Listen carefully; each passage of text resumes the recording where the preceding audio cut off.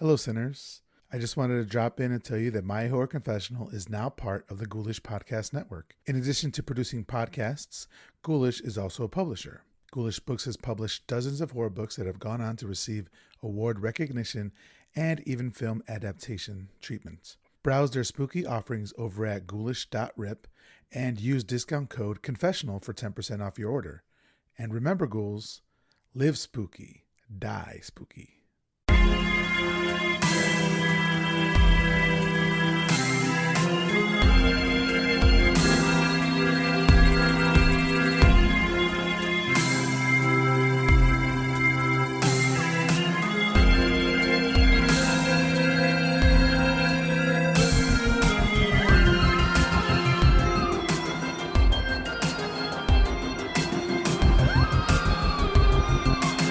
Hello, everyone. My name is Miguel Myers. Welcome to My Horror Confessional, where every week I'll have a guest come on and talk about one classic horror movie that they haven't seen and why.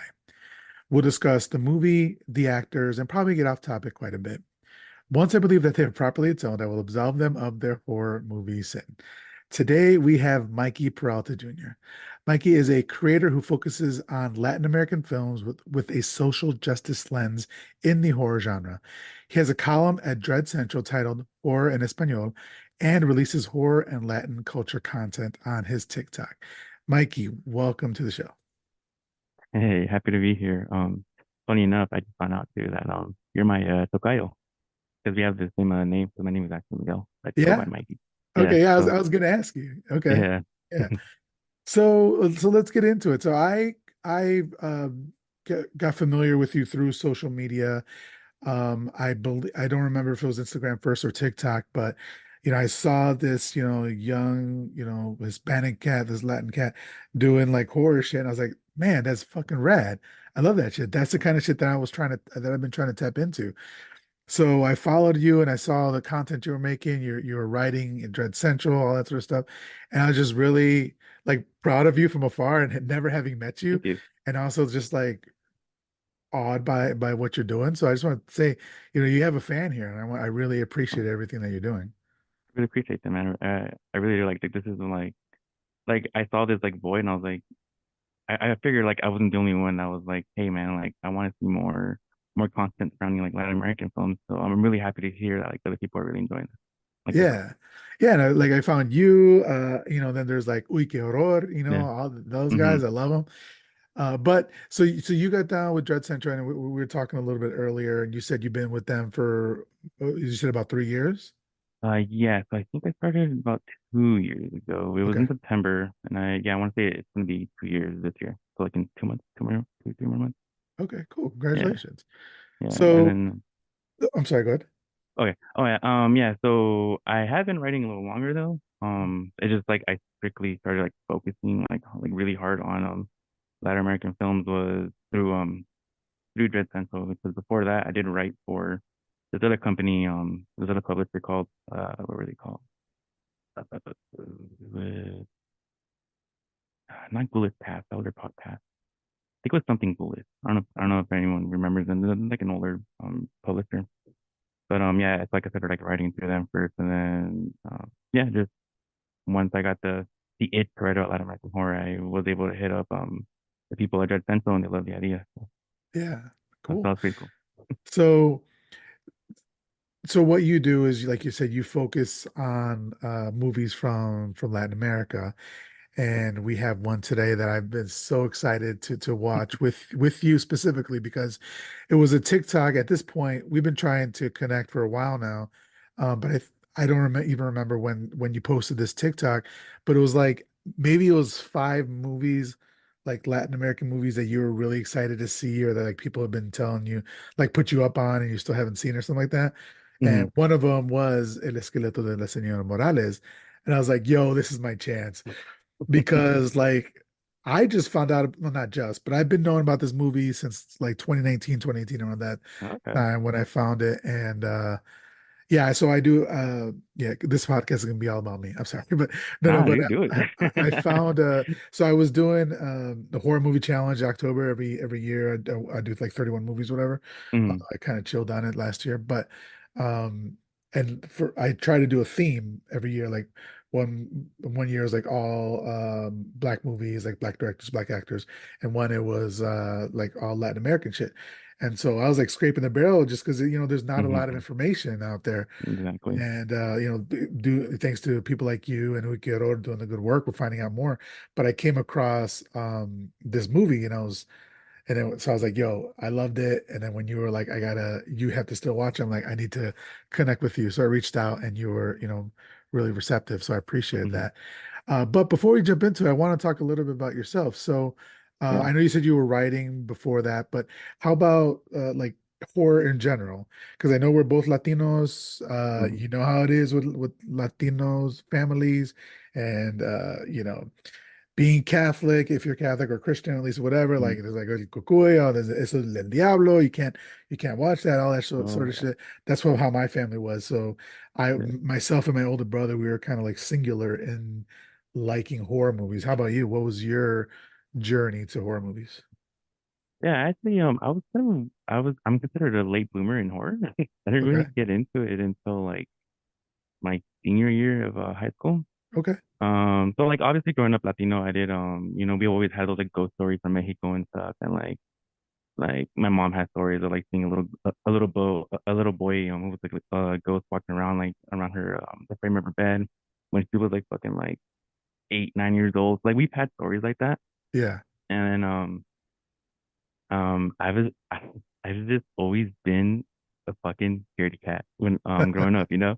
So like I Yeah. remember sneaking off with my friends to go watch The Grudge, the remake, scared shit out of me so much. Like I legit can't sleep for like a fucking month. And then I think also I watched like Van Helsing in theaters, and again like the vampire not Dracula, but like his like servants whatever, like they scared the crap out of me too. And again I couldn't sleep for like a week. I was like, God damn it. Van Helsing, like the action one, like Yeah, the one with what's his Hugh face? I can't Jackman. remember his name. Yeah, Yeah. Yeah. yeah. Okay. Okay. Yeah, I mean, I gotta say, the werewolf is probably like one of the scariest like iterations of a wolfman that I've seen. Like that guy is fucking scary. I gotta watch it again. It's been a while since I've Yeah. seen it. No, But no, yeah, yeah. It's a very good like action horror. Like I'm it's definitely a time of its, it's definitely not a period piece, but is it like of its time. yeah, of its time, you know what I mean? But it's still I mean, I don't know, I think I just have that nostalgic like memory for it too. So there's Yeah. But yeah, like I specifically remember in high school, I was hanging out with one of my homies, and he was like, "Dude, have you heard of Evil Dead?" And I was like, "No." He was like, "Dude, you need to fucking watch it." So we went to his house, and this guy basically gave me a whole commentary as we were watching Evil Dead. He was like, and he was just like imitating like the whole pencil scene and shit, and I was just like, Yeah. "Oh my God, like, what are you showing me? What is this? Like, how have I not seen this before?" And that's essentially how I just like, I'm like started watching ever since. That's That's why, awesome. That's a yeah, lot. That's amazing. So like Evil Dead in high yeah, school. Wow, that's yeah. that's pretty awesome. I know I'm honestly pretty lucky that I got to like experience it like at a pretty good age. Because like if I watched Yeah. that earlier, it would have just scared me, and like, I would have never really cared. Not cared for it, but like I don't think it would have had the same impact. You know what I mean? Because like by this point, I was like full blown like conscious, I guess you can say. And then this was also around the time that I grew up Christian. I stopped going to church was Yeah. around like that same year. Mhm. So just seeing all this like really like intense like not necessarily blasphemous, but just really intense, like evil, like very diabolical shit. And I was just like, this shit's out there? Like, what? You're like, fuck I love yeah. this. Yes, I Yeah, I was can. like, I Yeah. love this. Dude, May have been a little edgy, but I was like, I love this though. yeah, I'm the same way. Yeah. I grew up Catholic and I got out as soon as I could. So Mm. but I do have some religious trauma, hence my horror No, confessional. trust me. This is what we're here for. But yeah, the the pipeline, like the religious horror is some of my favorite horror. I know you had a article on like nunsploitation Yeah. Oh, that I love that is shit, man. one of my favorite genres, man. I love it so much. Have Exactly. you watched The Last Omen? You know what? I have been lagging it on the Omen movies. I Okay. barely watched the first Omen movie that came out like what, 60s, 70s, right? Like earlier last month. So Oh, okay, okay. I'm Well, slowly catching up to those, yeah. So The that's why I haven't Last even watched that one. Omen yeah, just brand new. It came out like a month or so ago, Yeah, and it's nunsploitation, and it's awesome. I know. And when I heard of that, I was like, oh, okay, I guess I'll like try to catch up. Even though I know it's a prequel to the first Yeah, one, but you like, could. I don't think you yeah, really need. I mean, I enjoyed the what's the word? The franchise, mhm, but also you could just watch it on its own, whatever. right, yeah, But it's definitely one that I really want to check out. yeah. So as far as writing, how did you come to that? Have you always been a writer as well? Surprisingly, no. It's another like late blooming thing. Late bloomer. I had a couple of friends. Like I still two of them from high school would always tell me like, "Dude, you gotta start writing. You gotta start writing." I'm like, "Why?" They're like, "I don't know. Just feel it in you." And I'm just like, "Whatever." It's the time, you know. Dude, And you then got some cool ass friends. yeah, no, Brought you for real, into dude. horror Like, no, yeah, movies, I brought you into very much writing. appreciate them. Yeah, yeah, and he's like separate friends too. So like, I very much appreciate them. And then with my ex-wife too. She was also pushing me because for some reason these three were always pushing me like you gotta start writing, you gotta start writing. And I was like, okay, I guess, you know. So I actually started writing music first, and that Nice. slowly evolved into like writing stories. And then it was actually in like 2018, I believe. I joined this like Reddit horror group where we started writing screenplays, and like they would push you to write a screenplay like I think in like the span of 8 weeks, I believe. So I just started turning those out like pretty quickly. And then the what I like about it is like they would give you free constructive criticism. And the first thing I got on my first screenplay where the guy was told me he was like, "This is a great story. Like it's a really cool creature feature. So what's your theme?" I was like, "What?" Like, I don't know. I wanted to write about monsters. And he was like, "That's cool, but like what's it about? Like you gotta have like your movie's gotta be about something." I was like, not entirely sure. So that's actually how I got into like really like analyzing film. Like from that point on, I was just like, okay, well, I'm gonna start like really looking at these films. And then I actually started a podcast. And while I was writing my script, I figured like, well, I mean, I'm writing for a podcast. I just kind of work as content as well, like the actual script. So I'm gonna write that, or I'm gonna see if I can get the actual like the writing published. And that's when I got through. That's when I met up with the people from Something Ghoulish, and I started basically using my script for the podcast, and I would what's the word? Basically, just use the script as an actual article for their website, and then that's how that started. And then Oh, that's smart. Yo, I got so many scripts for these goddamn movies. That's yeah, really dude, smart. totally, because I was also looking on like how I can just like keep like turning content because that's the thing that I've been trying to do is like basically from like 2015, 2016, I've been trying to like just be like a part of the horror community in one way, shape, or form. Yeah. So I actually started doing a bunch of like I screen print bandanas because at one point I tried to do like a horror brand. It wasn't really that good, but I learned how to screen print from it. And yeah, so like I would start selling horror bandanas, and I figured I was like, okay, well, like how can I push out my horror bandanas through like different form, you know? So I was like, all right, well, maybe I need to do something that I can what's the word? Just something that I can push out that's not just like that's not just a product, you know what I mean? Yeah. And again that's where my ex-wife came in, and then my friends from high school they were like, start writing, like write, and then I'll fuck it. So all it's so weird how that all kind of like happened together, but Yeah. yeah. So like I said, I started writing the script for podcast to publish articles, and then in 2020 is like where my whole shift changed, where I was like, where I basically like got introduced to the whole like Latin American horror like world, and then that's where I was like, all right, this is what I'm gonna focus on, and what I've been doing for the past 4 years ever since. Yeah. That's dope. Yeah, Yeah. So the podcast is the Descent, right? yeah. Descent podcast. I think Hmm. that's how I met I Oh, was okay. introduced to the Descent podcast, and then I followed Hmm. you on all those socials and then Everything. TikTok and all that stuff. I was like, yeah, how did I do that? Okay. Hmm. So how can people support you? How can they follow you? What do you want to tell them to, to follow all that sort of stuff? Probably the easiest and like way you guys can follow me would be TikTok because that is where I spend most of my time like social media wise is like I do try to um turn out like maybe 2 videos a day. And again, it's all mainly like horror, Latin American horror, and then a lot of it's also like Latin culture, just focus. But yeah, so that would be at Mikey Peralta Jr. And it's essentially the same handle for my Twitter and for Instagram. But like I said, is like TikTok is the one where most of my content goes. Yeah. And then I do have a link on there that has like a link tree that basically leads to like my writing portfolio for Dread Central, and then like the Etsy shop for the bandanas, and then the link for the podcast, which would be so Okay. it's all on there. Yeah. Cool. It's a lot Yeah, of stuff. and I encourage you guys to go to Dread Central and read um the articles that Mikey's putting out because it is just some great stuff covering everything from like Luis Buñuel to like El Santo to like the newest satanic Hispanics. Like Hmm. you're all over the place, which I I'm trying. absolutely love.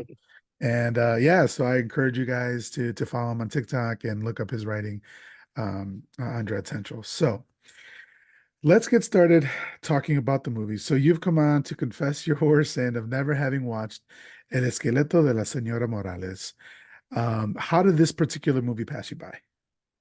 I are you okay? Hold on. I don't think I understand that question. On how I heard about the question, on how I heard about it, or what did I think about it? Oh no, how did it pass you by? Meaning, Oh, okay. how had you never seen this movie? Is it something Oh, that you just gotcha. had never heard of, or you've heard of it, but it's been on your list for a while, and you were never really interested in getting that sort of thing? With these like lesser known ones, it's probably because you just Mhm. haven't heard of it. But like I've Yeah, yeah, had people exactly. on who like haven't watched Friday the 13th, right? So that's Mhm. the question. Okay, gotcha. Yeah, so I'm gonna be honest, I've never heard of this until like a year ago, Yeah, and I wasn't even looking for it. There's this company called, I believe they're VCR. Let me double check. Yeah, I believe they're called VCR, and they it's this like company that's like Vinegar Syndrome and Severin, where I don't know, yeah, where they're considered like a boutique label, and they yeah, grab like a bunch of older films and they restore them and whatnot. And VCR, they had a lot of El Santo films. So that's how I initially heard of the company. And then they had a sale, and then I was like, all right, well, I'm gonna see what else they have, you know. So I grabbed all their El Santo stuff, and then I was just looking, and then I was like, oh wow, they have a lot of Mexican stuff here. And then I saw they had this one. I was like, never even heard of this one, so I'm just gonna buy it. I mean, it's cheap, so whatever, you know. yeah. And yeah, like I bought it, and I bought it by myself for like about a year, and I was like, I'll get to it eventually. It's one of those films where like I saw the cover, and I was like, I get to it eventually. You know what I mean? To be fair, if it's the cover that they use for like the poster, it's not the most like Exactly. intriguing cover. So I don't blame you for that, you know. Yeah, yeah. And honestly, like it doesn't really have like a director that most people will be familiar with or like any like actors, like known actors for myself anyway, perhaps Yeah. in the Latin American world. But yeah, so I can understand that. Mhm. Um but so it's funny that you should say that like well you didn't say it I said it that but you wrote an article about um wow he just Luis Buñuel, right? You wrote an Yeah. article about Luis Buñuel. So this was written by Luis Alcoriza, who's a writer and a director, but he has a long historic partnership with Luis Buñuel. So for those who don't know, Luis Buñuel Portoles was a Spanish filmmaker who worked in France, Mexico, and Spain. He has been widely considered by many film critics, historians, and directors to be one of the greatest and most influential filmmakers of all time. Buñuel's works were known for their avant-garde surrealism, which were also infused with political commentary. Um, by this time, by 1960, Buñuel and Alcoriza had made 10 movies together. Some were also written with the co-writing team of Luis Alcoriza and his wife, Janet Alcoriza. So, yeah, so the reason I mention that is because while this is not directed by Luis Buñuel, it was directed by Rogelio A. Gonzalez. Um, it does have it was like shot very similar to a Luis Buñuel Mhm. film. What did you think? I wanted to ask you if how you felt about that. That's exactly how I felt. I remember when I was watching it, I was like, man, like some of these frames are very like something straight out of a Boon film. And when I looked up the writer, I was like, dude, everything makes so much sense. From what I saw, he's a writer of Exterminating Angel, which is one of my Dread Central posts. and I love that film so much because it's one of those films where it just like it critiques like the rich and religion, and then that's just like that's my shit. You know what I mean? Like eat the rich, fucking destroy organized religion. Like oh my god, you know what I mean? Hell This is like yeah. the perfect like film for it, you know? And what I did see is also he's the writer for Los Olvidados, which is a Buñuel film, and that is also which is that's considered one of the best like Mexican cinema films like just in general. So I find it not funny, but like I like that this film is also considered like one of the best horror films, like Mexican horror films, and then like of course the same writer, so it makes sense, you know. Yeah, yeah, And yeah, like just like I love seeing this like because I was looking up the director, the cinematographer, the writer, and there's a lot of like connections between all these movies that I've seen before, and I was like, oh my God, like this all makes so sense, like it makes so much sense of like why people like really like this film, the ones who have seen it, you know. yeah. And I was like, oh my God, like this is amazing. Yeah. So, like we said, it wasn't directed by Luis Buñuel, but it was directed by Mhm. Rogelio Gonzalez. He made a total of 73 movies in his career. This was in the early part of his career, but he did go on to work with Vicente Fernandez and Pedro Infante. So it's like, yo, dude, like where you reached the pinnacle there, right? Exactly, and I'm so happy you know brought that up because that was on one of my notes. One of my notes.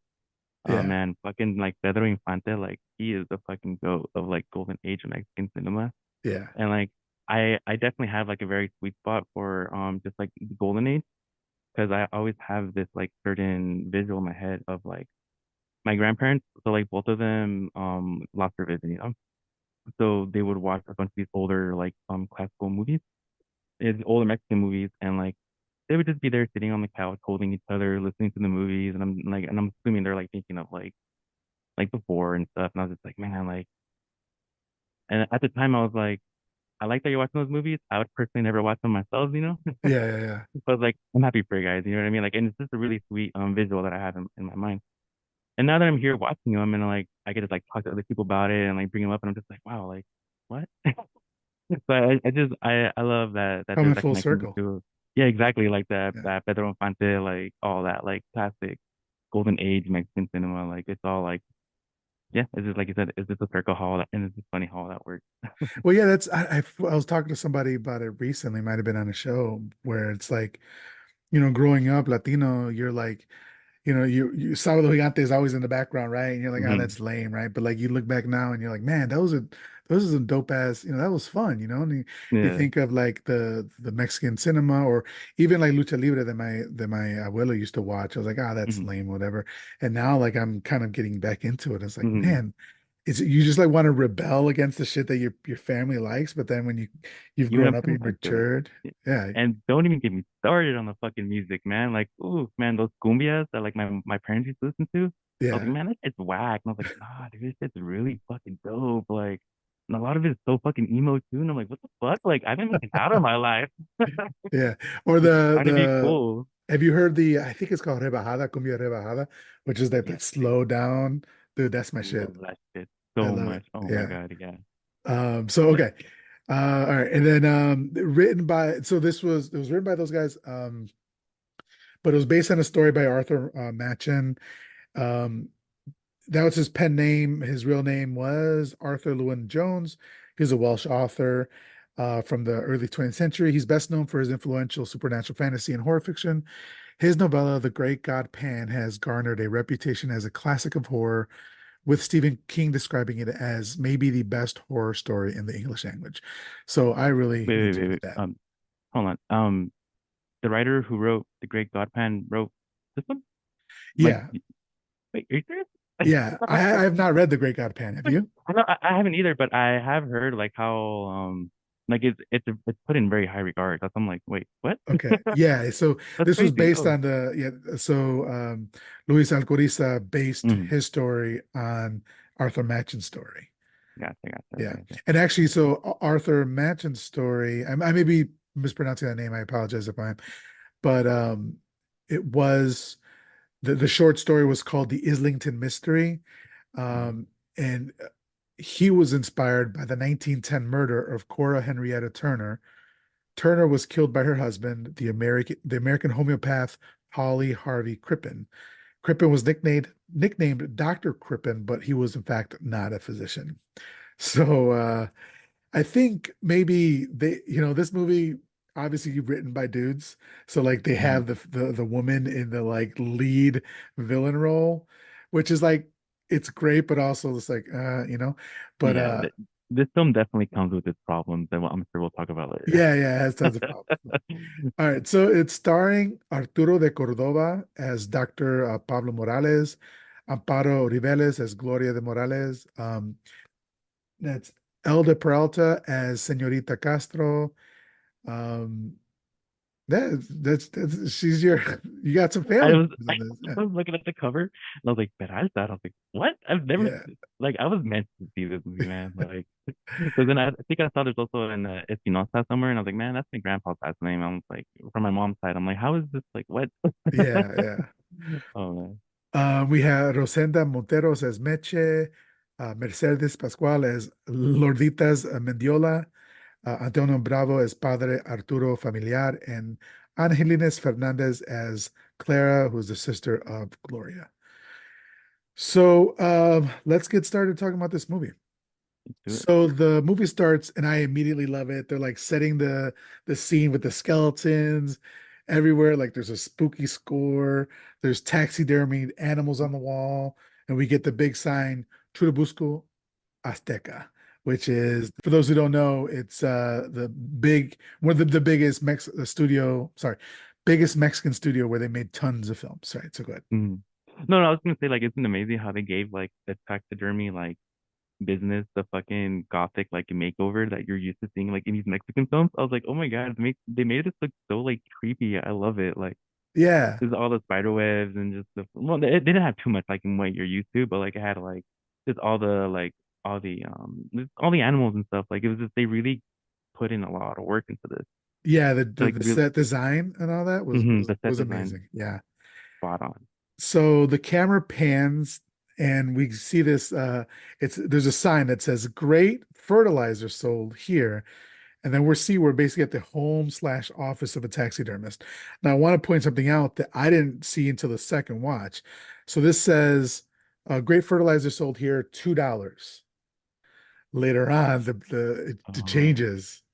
to a So dollar, right? yeah, to a dollar Yeah, yeah, because you're he's trying to right. get rid of that shit real quick. I didn't think about that. Oh man, that's Yeah. amazing. We're at the home of Dr. Pablo Morales. I forgot to mention so this is kind of like a big cast or medium-sized cast, but really the movie rests on the shoulders of Arturo de Cordova and Amparo Riveles. This toxic couple that should Yeah, never have been together, yeah. but their acting, and also a little bit, not a little bit, but also Antonio Bravo as Padre Artemio Familiar, like his like That guy was so overacting, funny. like he's up at the pulpit from wherever he's Yeah. at. Like the acting Oh was man. so good. It was His like both perfect. his facial expressions were so damn good. Like especially towards the end when he looks really mad. Like Yeah, it's just oh man, like I don't know, there's something about it. Like he's really fucking good at that. yeah. Really So expressing it. the camera pans upward and then we're in the house. We see Mrs. Gloria Morales. She's speaking with Padre Artemio Familiar, and she's laying on her bed confessing that she can't take it anymore. Her suffering is too great. And she says, one can forgive violence and insults, but the cold cruelty. She says he always finds ways to torture me because he's a monster. And the padre says perhaps she's being a bit too harsh. And then she goes on to say that he pretends to like children, but he lies. He does it to humiliate her since she can't conceive. She says the other night he came home drunk and tried to get me drunk to dot dot dot.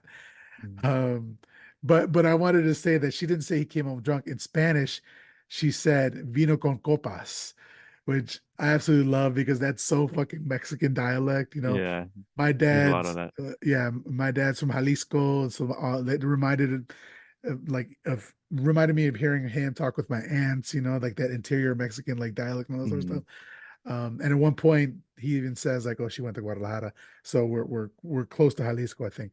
But yeah, I love the dialect of Mexican we're Hmm. using or Yeah, because I Spanish. would say that that's not how, because my parents are, my mom's from Sinaloa and my dad's from Cuernavaca, and that's not normally how they say it. So when I heard it, I was like, oh, okay, that's kind of a new way to say it. Yeah, so. Yeah, and I was like, oh, that sounds like my dad, or it sounds like my tia. Hmm. Um, but then she says she had to fight him off, and he got angry, looked like the devil, which later on we see as well, which is very fucking problematic. Yeah. Oh my God. But of its time, I would say it's still Hmm. bad, but it's of its time. Yeah. And at this point, the padre can't believe it. He said, again, she says she can't take it anymore in this house of rotting animal flesh. He mocks me. He makes fun of my disabilities, of my beliefs. This is where the padre is like, hasta eso? He's Yeah. Oh. incredulous. This is Oh like man. the facial features, like you're saying. Hmm. And then she goes on to say, and he mocked you too. And she made sure to look him directly in the eyes when she said that one. Oh man. So that's the last straw for him. And at this point, I was just noticing the cinematography and the shot composition is amazing Hmm. here, and just throughout the whole movie. But basically, in the foreground, we have Padre Artemio. In the midground is Senora Morales, and in the background is the well lit and huge crucifix on the wall Hmm. behind her, and her eyes are wide open and sad. This sad look on her face, and the lighting is right on her eyes. Yeah. Just Oh absolutely my God. beautiful. It's They didn't need to go fucking that hard. amazing. They didn't need They to go went that. so hard. With this frame and the following ones are actually the ones I wanted to talk about. Like Yeah. this is so fucking like, so like this is obviously like a big like critique on like religion, and like I think this is just such a great way to like start it off. Yeah, just 'cause like that cross is very like, I wouldn't necessarily say eerie, but it's like it's a very powerful image on there, you know what I mean? Like, and she kind of uses religion a lot in her like in her tactic to like manipulate people and stuff. And I'm just like, God damn it, like. And also, we got to keep in mind too, this was in the 60s, and if I'm correct, to be completely wrong, I remember hearing a interview with Del Toro where he said that like up until this film called Canoa, it came from memory, which came out like in '76, people have not like overtly criticized religion up until the '70s, basically. So which is why we get a lot of these kind of shots. You know what I Mhm. mean? Where it's very like it's very foreboding, but they don't necessarily ever say like, oh, like religion is evil or organized religion is evil or whatever, you know? You got Yeah. to get in shots like this, and like it's, oh my God, like this is the shit that I live for. Yeah. Well, and then like in the 70s for coming out of Mexico, we were so surprised to see like Alucarda or Satanic Hmm. Pandemonium, those types of movies that are they might not they're showing you more than telling you what's bad Exactly. about like Yeah, religion exactly. Like they organized will religion. straight up showing you like the blasphemous, like burning crosses and shit. I'm just like, oh, amazing. Yeah, yeah. So the Padre says that suffering purifies and is the closest way to God. Like you're saying, they use it to manipulate people. And then Gloria, Senora Morales, goes on to do that as well. And just then there's a commotion outside, and Padre Artemio looks out the window. He sees Dr. Pablo Morales huddled around some children, giving them popsicles for being good. And he's literally feeding a tiny puppy. I mean, they're making us love this man immediately. Like we're So much, supposed to yeah. know he's the good one and everybody else is the bad one. But she has points. He's not perfect. Like, Yeah, yeah. I mean, they are both very flawed. Like they yeah. both have their yeah. I mean, no one's perfect, you know. I think we see it as the him having flaws, but I think in 1960 they're like, no, this man is doing everything right, and Mm. his nagging wife is just won't get off his back, that sort of thing, you know. Yeah, yeah. But we're gonna get there. Like the main thing that she has a problem with is him being a taxidermist. So Mm. um, one child thanks him by handing him a dead scorpion from his shirt pocket, which I don't fuck with scorpions at all. My dad got bitten in the knee with a scorpion in Mexico and almost died. Oh And shit. I'm in Austin, so we don't see a lot of scorpions, but my friends in San Mm. Antonio, they get scorpions all the time. We're like an hour away. I don't know what the fuck I would do, man. I get crazy. Sorry. They argue as to who caught it or captured it. Dr. Morales says, no worries, it was a team effort as he jovially walks away and into his house. So we find out that basically he is this is like a Cosby House thing where he's got his office in the basement and then they live on the top two floors or Hmm. whatever. I don't know if I'd want to live in a house that has like taxidermists with all those rotting animals. And Honestly, same. that's like her main complaint is the rotting Hmm. flesh smell and all that sort of stuff. And I totally understand her on that, man. Yeah, 100%. I mean, Yeah. I don't know when she met him. I don't know if he became a taxidermist Hmm. after that or whatever. Like if she met him and he was like, "Yeah, I'm a taxidermist," and she's like, "I still want to jump your bones," then maybe that's some of it's her fault. You know what? Thinking about it now, you're right. They don't ever really like show you how they were before. Like you really just see this relationship from this point of like where it's already like this fucking toxic. You don't really see like how if it was always like this or if it just like gradually changed into that, you know? Yeah, and we get But a it's great. little bit of a insight into that later in the movie, but yeah, we're just right off the bat, she hates his fucking guts, Yeah. and he And this was just going is with punches. he's like okay with it if he could get the fuck. Yeah, exactly, exactly. So there he is confronted by once he walks into his house, he's confronted by an angry Padre Artemio who says he's there because he heard that Senora Morales was sick. This is news to Dr. Morales because she was fine when he left this morning. And the Padre says, "Don't be so dismissive. And anyway, my job is harder than yours." To which Dr. Morales quickly agrees. He's like, "Yeah, nobody said it wasn't." Like he was smiling, he was being respectful and playful the whole time, but Padre Artemio isn't having it. Um, sorry, there's a muscle car right outside of my You're house there. Um, so he chastises them for having human skeletons for sale, and he says he robs tombs, that he's the literal Yeah. ghoul. So this guy has a problem with him from They jump. both clearly don't like each other. And I do want to say this is one of those frames too that I wanted to talk about because I think it's so cool how you see the priest on the left side like holding the cross and he's up on top, you know, on the second story. And then this is like and then we see Pablo come in on the right side and like he looks so small compared to how they framed the cross, you know what I mean? And it's just another one of those images where you see like just like how they're basically trying to use like the power of religion like to like not necessarily belittle someone, but like it's just like it's a very like um powerful force, and like again, it's like just one of the critiques on like how they use it and Yeah, shit. I love that. Yeah, I didn't yeah, notice that, but that's similar to like, so I watched The Devils, Ken Russell's The Devils mm, for the show. I mean, I'd seen it before, but I saw it for the show a couple months ago, and there was a lot of scenes of that. So I watched it with the director, and he was pointing out a bunch of that, like where the church is up top, and mm, anybody representing the church is up top, and the people are below, and so they're literally hmm, talking down to them. And so that's yeah, exactly what and you're that's seeing. exactly what he was doing here. Yeah, Yeah. Yeah. yeah, So then Dr. Morales corrects him by saying he doesn't rob them, he just prepares the bodies to be used by doctors in their studies. The padre says he doesn't want to argue, and Dr. Morales says the problem is you don't like me, and every time you get constipated, Padre. But he says, and every time you see me, you get constipated, basically. And then Padre Artemio interrupts him and says, "I'm not constipated, and your jokes are not funny." And I was like, I thought that was pretty funny. But he says, "You should be comforting your poor wife, not mocking me." And then he storms off.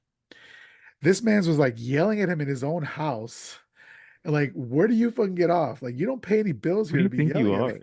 Yeah.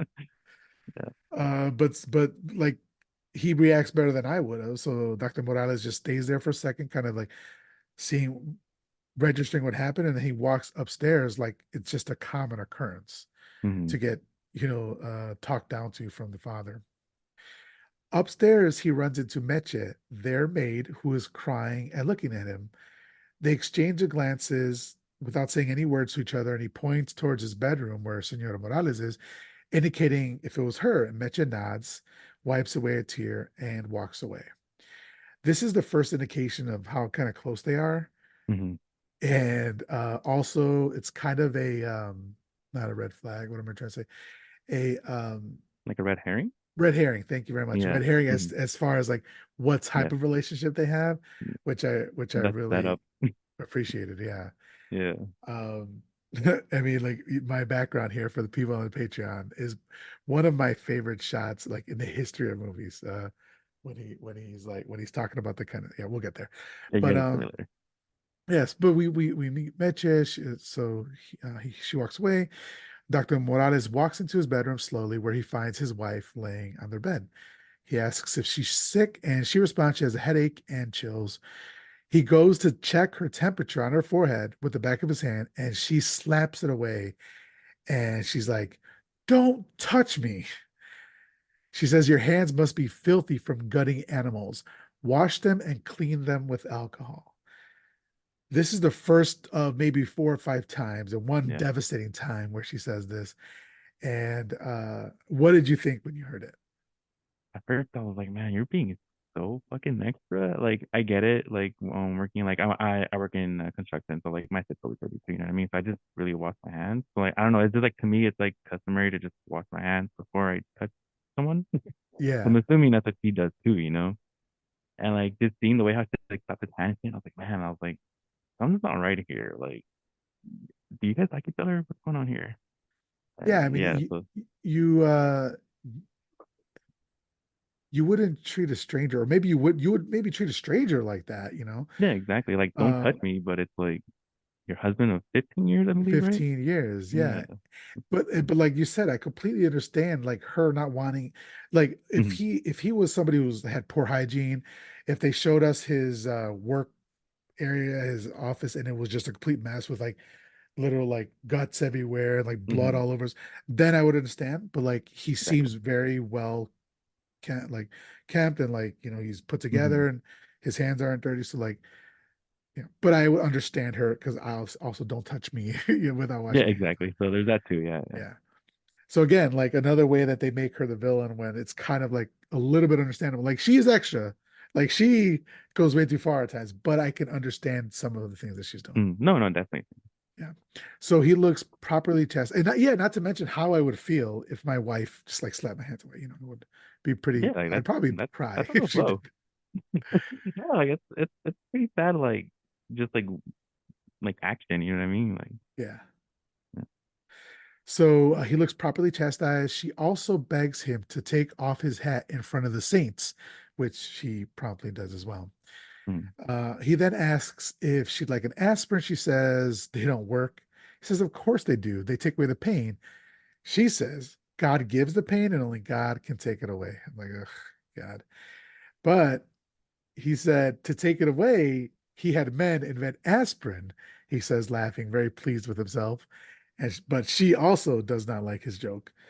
So you could tell. Oh, she even says, like, "Your irreverence offends me." I was like, okay, all right. That knocks the smile off of his face.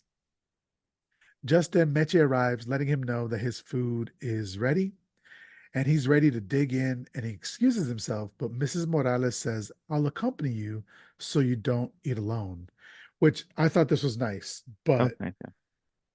we know what she meant to do the whole time. Like she knew it's not like this is the first time he's eating something. We're gonna talk for in a second. So she knew Hmm.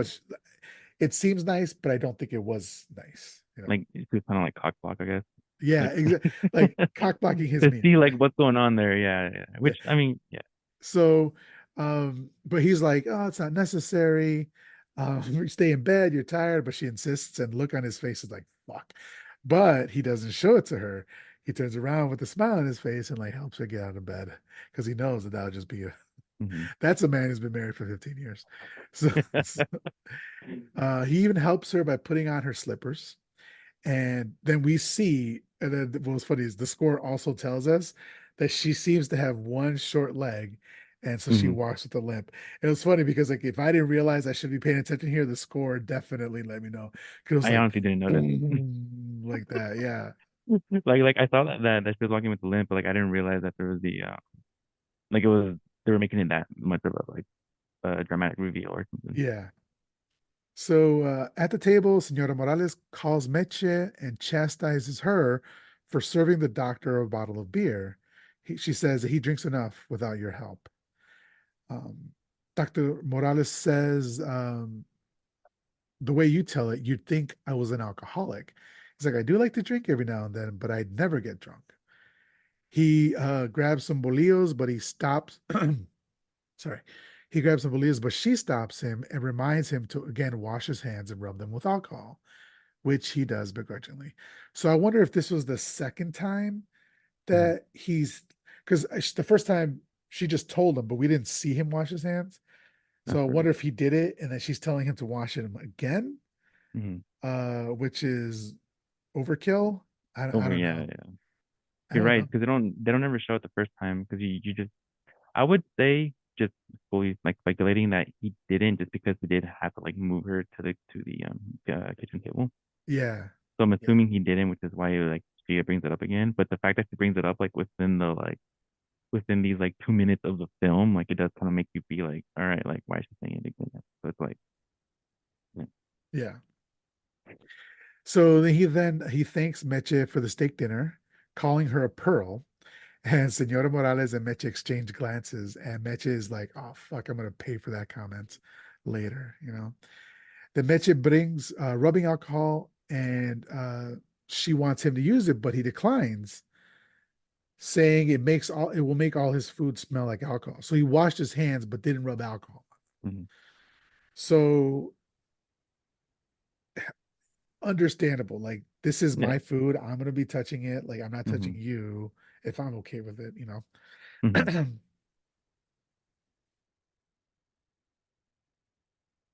Excuse me. I guess, So okay. So he then digs into his steak, and Senora Morales just looks at his plate in disgust. Dr. Morales tries to ignore her, like she's literally retching and like throwing up in her mouth. She even dabs some alcohol on her handkerchief and puts it up to her nose. Exagerada, right? Like just yeah, completely, right? hmm, And she says the smell of the steak is affecting her greatly. She continues to retch, which causes Dr. Morales to start retching in his mouth a little bit.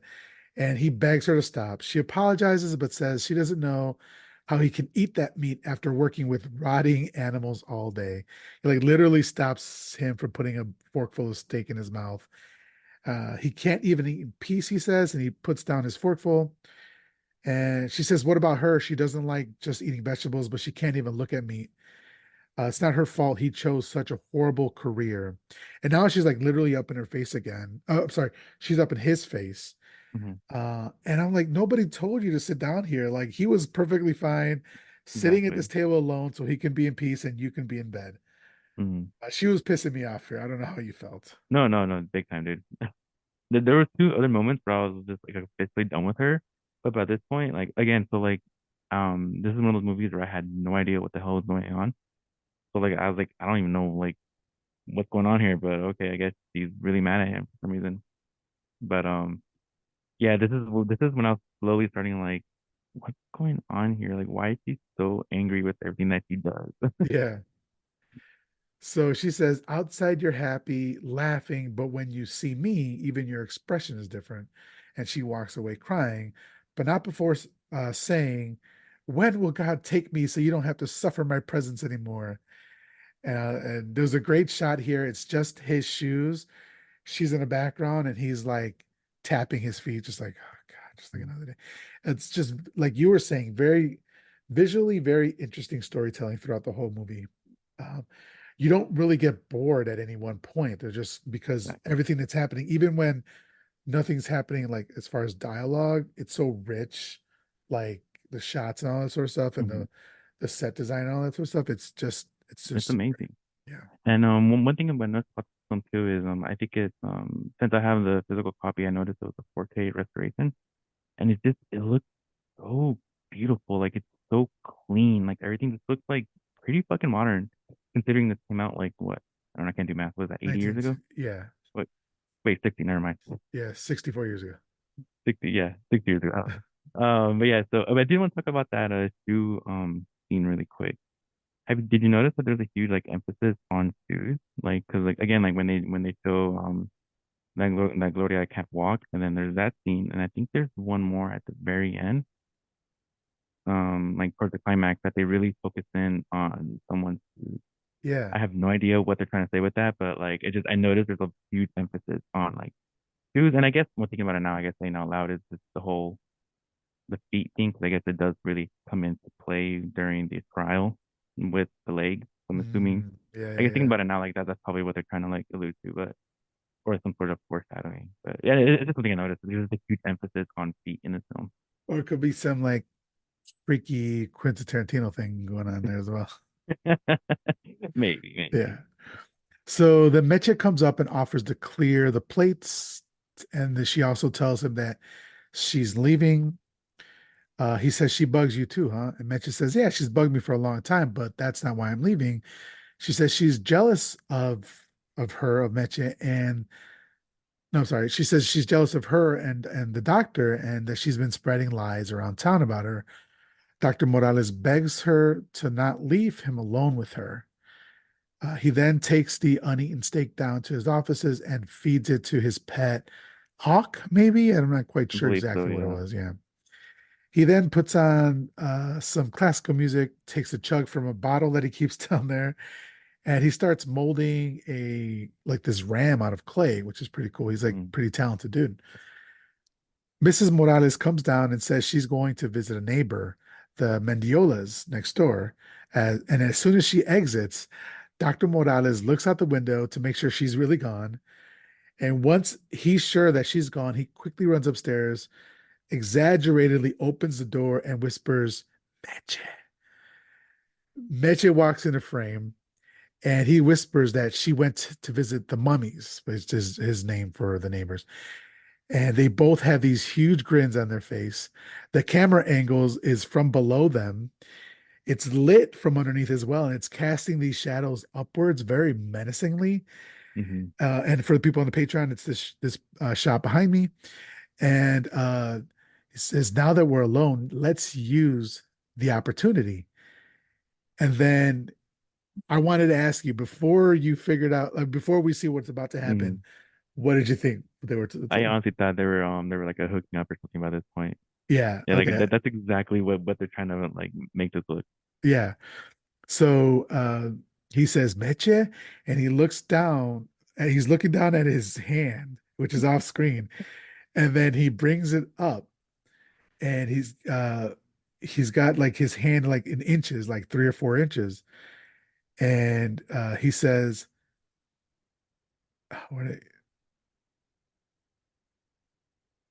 so they both look directly at the camera, and he's like, "Make me a steak this big," he says, and it's basically like a 4 inch steak. And medium rare and with lots of French fries. And Oh, Meche is as excited as he is, and he rubs his greedy little hands, and then the scene ends. It's amazing. It's I love so it so much. funny. It's one of my favorite shots, like I said, in the movie ever. It's so fantastic. Like it's such a like you're like, oh, this good guy that we thought was good, he actually is fucking around with the maid. hmm Like, no, he just wants to eat meat in In peace. peace. That's all this guy wants. He just wants to be in peace. So like I'm like, all right, I feel that. Like, Yeah, and then just like again, they didn't need to go so hard for this shot. yeah, The shot of a exactly. man asking for a steak, but the way they do it in the lighting, it's hmm just so good. And like even Mench's like expression too on the right, like he's like very like just as enthusiastic about it, which I think is hilarious. Which I love their relationship. They're just hmm like friends who like she works for him, but Yeah, like like that's it. Yeah. he's nice and so hmm um so sometime later he's standing outside of a camera shop looking in the display window. The salesman motions for him to come in and asks if he would like to see it again, which he says yes. She walks over to the display, pulls out a camera for him to see. He apologizes for always coming and never buying, but she says that she knows he'll buy one day. He asks for the price, and it's basically 1,490 pesos. So, real quick, I just wanted to say I don't know if your parents are like this, but my dad. So I grew up in Chicago, and there's Montgomery Ward. I don't know if you remember that store at all, but Montgomery Ward is like Sears, that sort of thing. Gotcha. Um, and he had his eye on this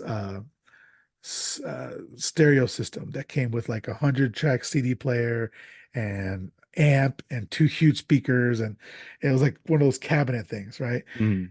This man's went to Montgomery Ward's every weekend for a year, checking the price of that goddamn thing until it Oh, finally was like, like the display one, and they're like, it's Hmm. fine for sale. And he bought it for like 50% off or whatever. He was so fucking happy. That is He amazing. still has it to this day. He bought it That like is amazing. 1994. He still has that shit. Oh my God, it's amazing. Patience, Yeah. man, it works. Yeah. So Yep. like when this whole scene, I was like, yeah, this is I understand this right here. So he looks through the camera, he points it at her, and he says, "Oh, what a beautiful landscape." And she like giggles, and it reminds him that he can buy it on credit. This reminded me, I'm not sure if you've watched The Simpsons at all, if you're a Simpsons guy, but I know. the Simpsons when they went to a car show, and back in the day, I haven't been to a car show in 20 years, but back in the day, they used to have women in bikinis standing next to the cars, and there was this woman next to the car, and a guy went up to her and was like, "Ooh, do you come with the car?" And like she giggled, and then the next guy came and said the exact same line, and she giggled, and there was just a line of like three or four guys who all thought that they were so clever, like that lady hadn't heard that fucking line 100 times before. And that's what I was feeling here. It's like normally, I don't know, Honestly, like you're older, you didn't need to like hit on her or whatever. I yeah. just didn't like this particular part of it. Honestly, yeah, by this point too, I was just like, okay, like this guy isn't completely perfect. You know what I mean? Like he is hitting on other women when he is married. So it's kind of like, okay, like this was a good way to show like he is, like not perfect. Yeah. He then goes on to say he doesn't like credit. It's like selling your soul to the devil, which is funny. He doesn't like credit, but he's okay with murder. We'll find out very quickly. But Mm. she says that she can give it to him with her employee discount, but she asks how much he has, and he says it's about 1,200 pesos. But not on him. He has it back in his quote unquote safe box at home. So then we transition to Mrs. Morales. She's going in his safe box, which is just the inside of the mouth of a stuffed, I said hyena here, but I think they say what it actually I is should think later. Jaguar. Jaguar. Jaguar, you're Yeah, right. Jaguar. Yeah. So she counts out all the money. Elsewhere in the house, there's some fellow churchgoers who are saying it's such a large amount of money, they don't think she'll be able to give it all. But the women there says that she will. She is so pious and charitable. And I thought it's really easy to be charitable with money that's not yours, Yeah, right? exactly. Because we soon find out. They say that she should be president of the congregation. Then what is his name? He's the historian, basically. He's the historian. He pipes up and he says that he's not offended. And as the historian, he was going to go on because he's a blowhard. He gets Hmm. interrupted, and that's his whole shtick. Like two characters have shticks throughout the whole movie that are. It's just like it's a black comedy it's just so good. It's so funny for me anyway. Um, but anyway, they say that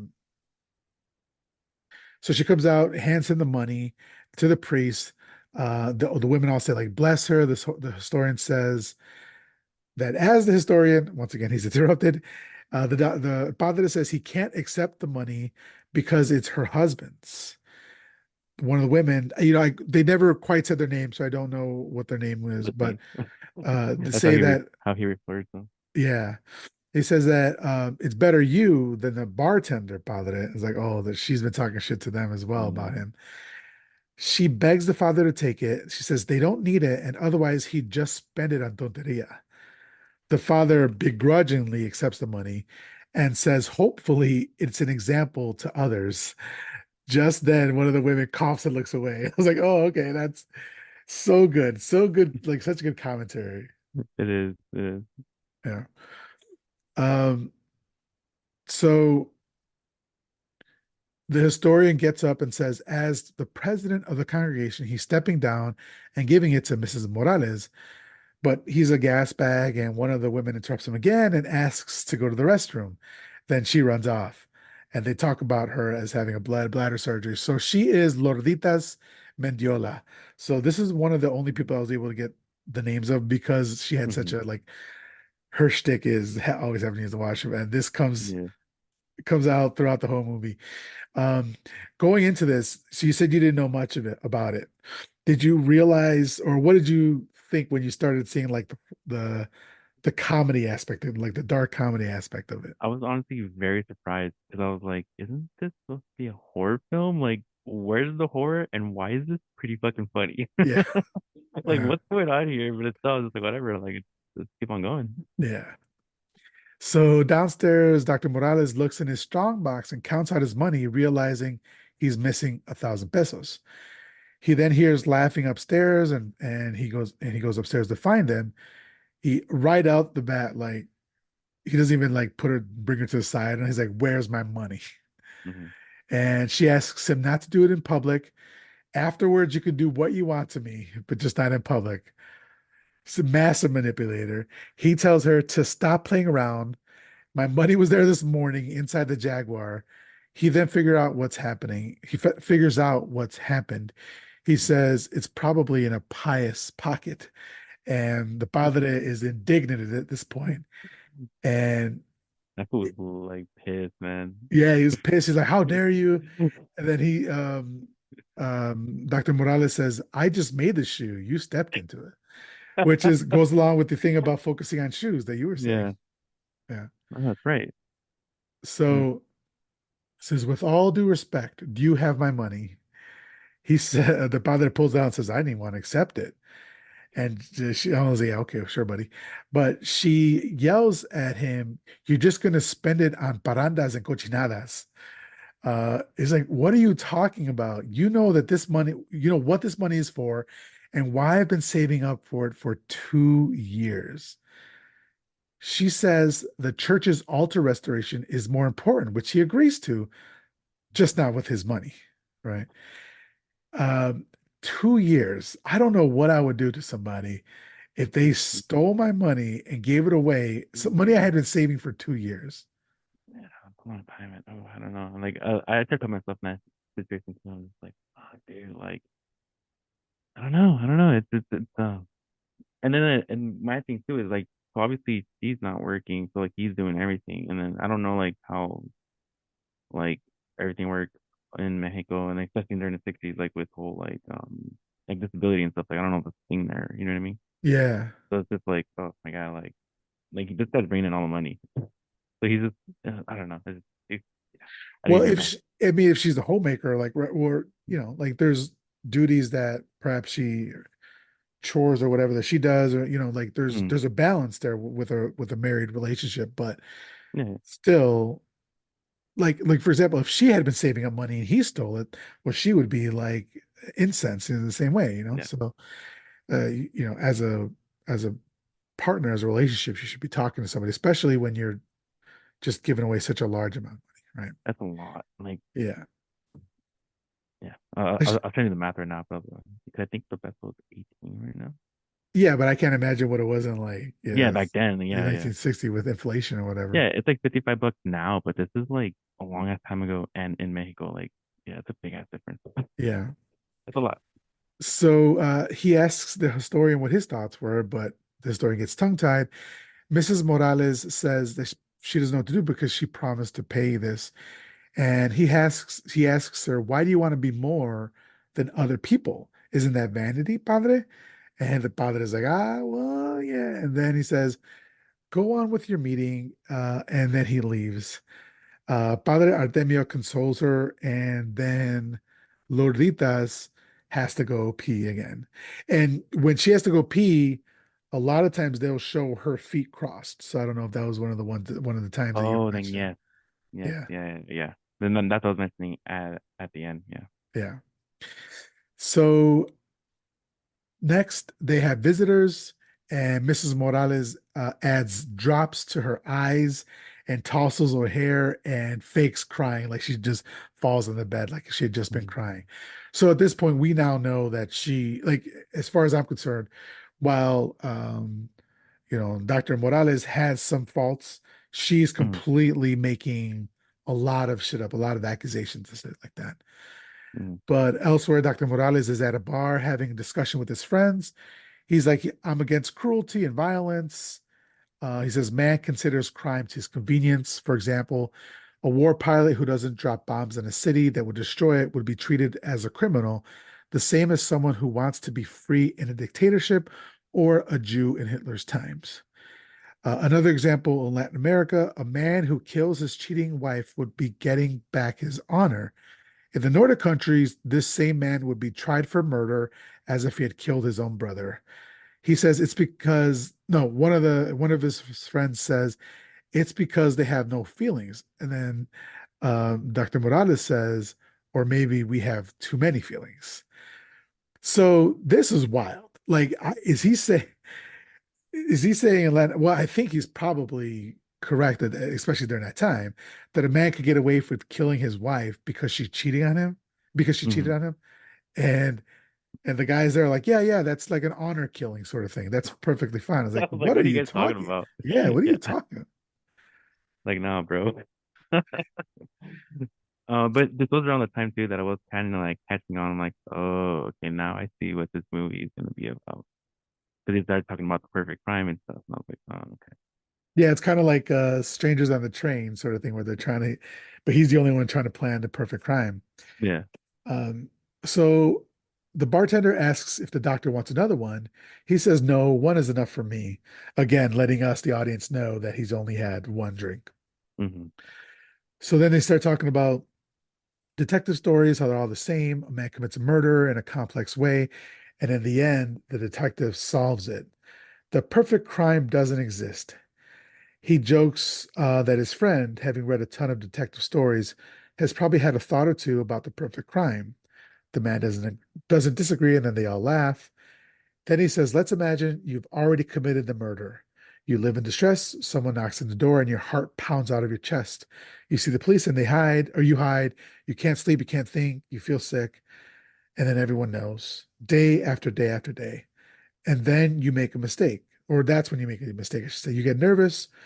Dr. Morales says there is one way to get away with murder, to be prosecuted and acquitted. Just then, his brother-in-law shows up and accuses him of being a drunk and takes him home.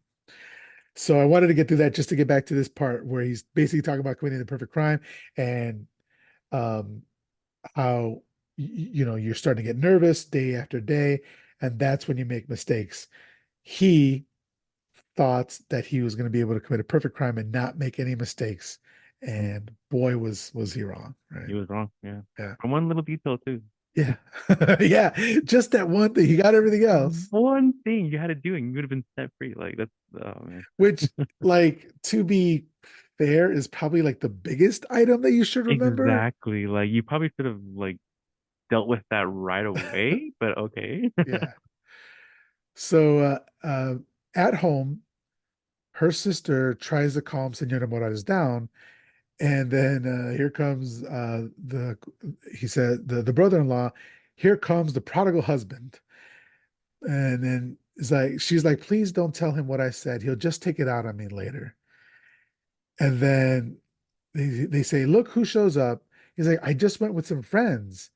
And then the sister says, is one of them non tequila? Because I can smell it off of you. And she says, you shouldn't leave your wife abandoned at home sick. And she says, please, sister, he didn't know I was sick. And she's just a master manipulator.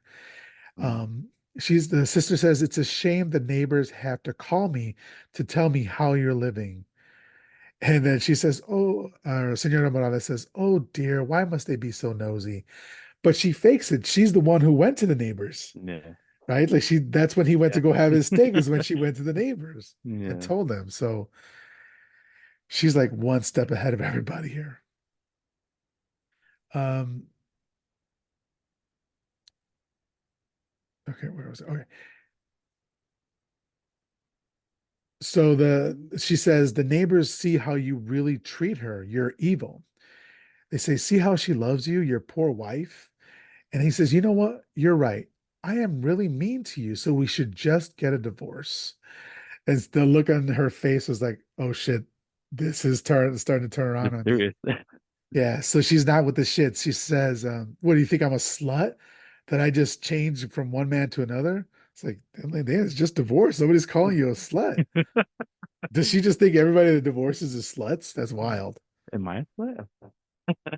Yeah, she'd call you a slut to your face. Oh man. Yeah. So she says, you just want to get rid of me because of my disability. The men go to smoke and talk, and the brother-in-law is like, you can't abandon her. I would be very sad. I think of her as a sister. And when I get sad, I get mad. And then he kind of like yawns and lifts up his hands to show that he's got a gun in his waistband. And he's like, "Do you understand?" He's like, "Yeah, I understand."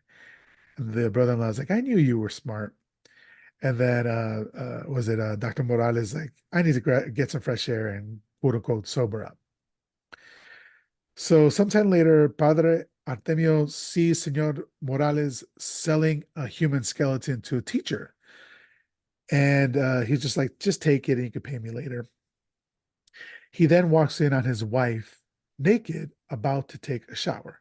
So we start that over. Dr. Pablo Morales walks in on Mrs. Morales about to take a Mhm. shower, and she yells at him to leave, but he just like takes his time. He drinks it up. Then he leaves. But I just want to say, damn, I didn't know she was hiding all that underneath those dresses, because like her dress is up to her neck and it's down to her, to the floor, Yeah, she definitely had a lot. Yeah, and she even meant, or he Very even mentioned surprised. something about that later.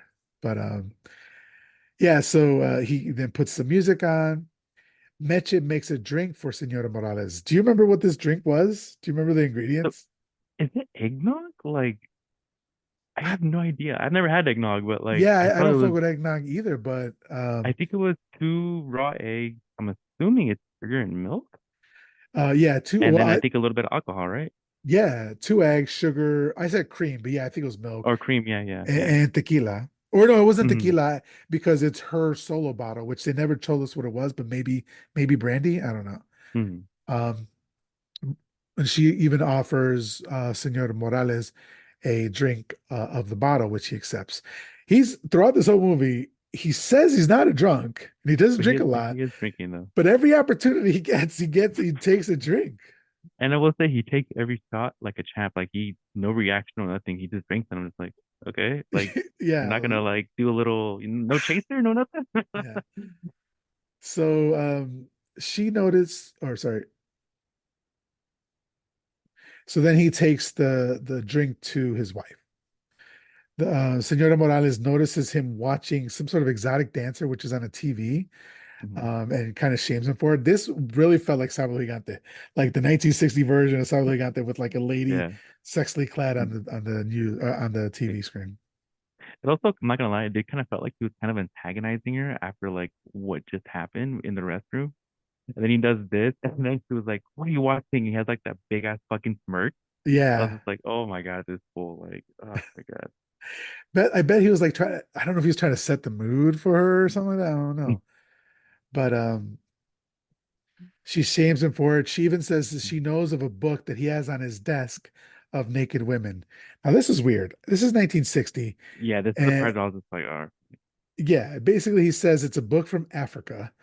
So he's insinuating it's sort of like a National Geographic thing where they show tribes people in Africa naked or whatever. And she's like, he's so basically he's like, it's a book from Africa.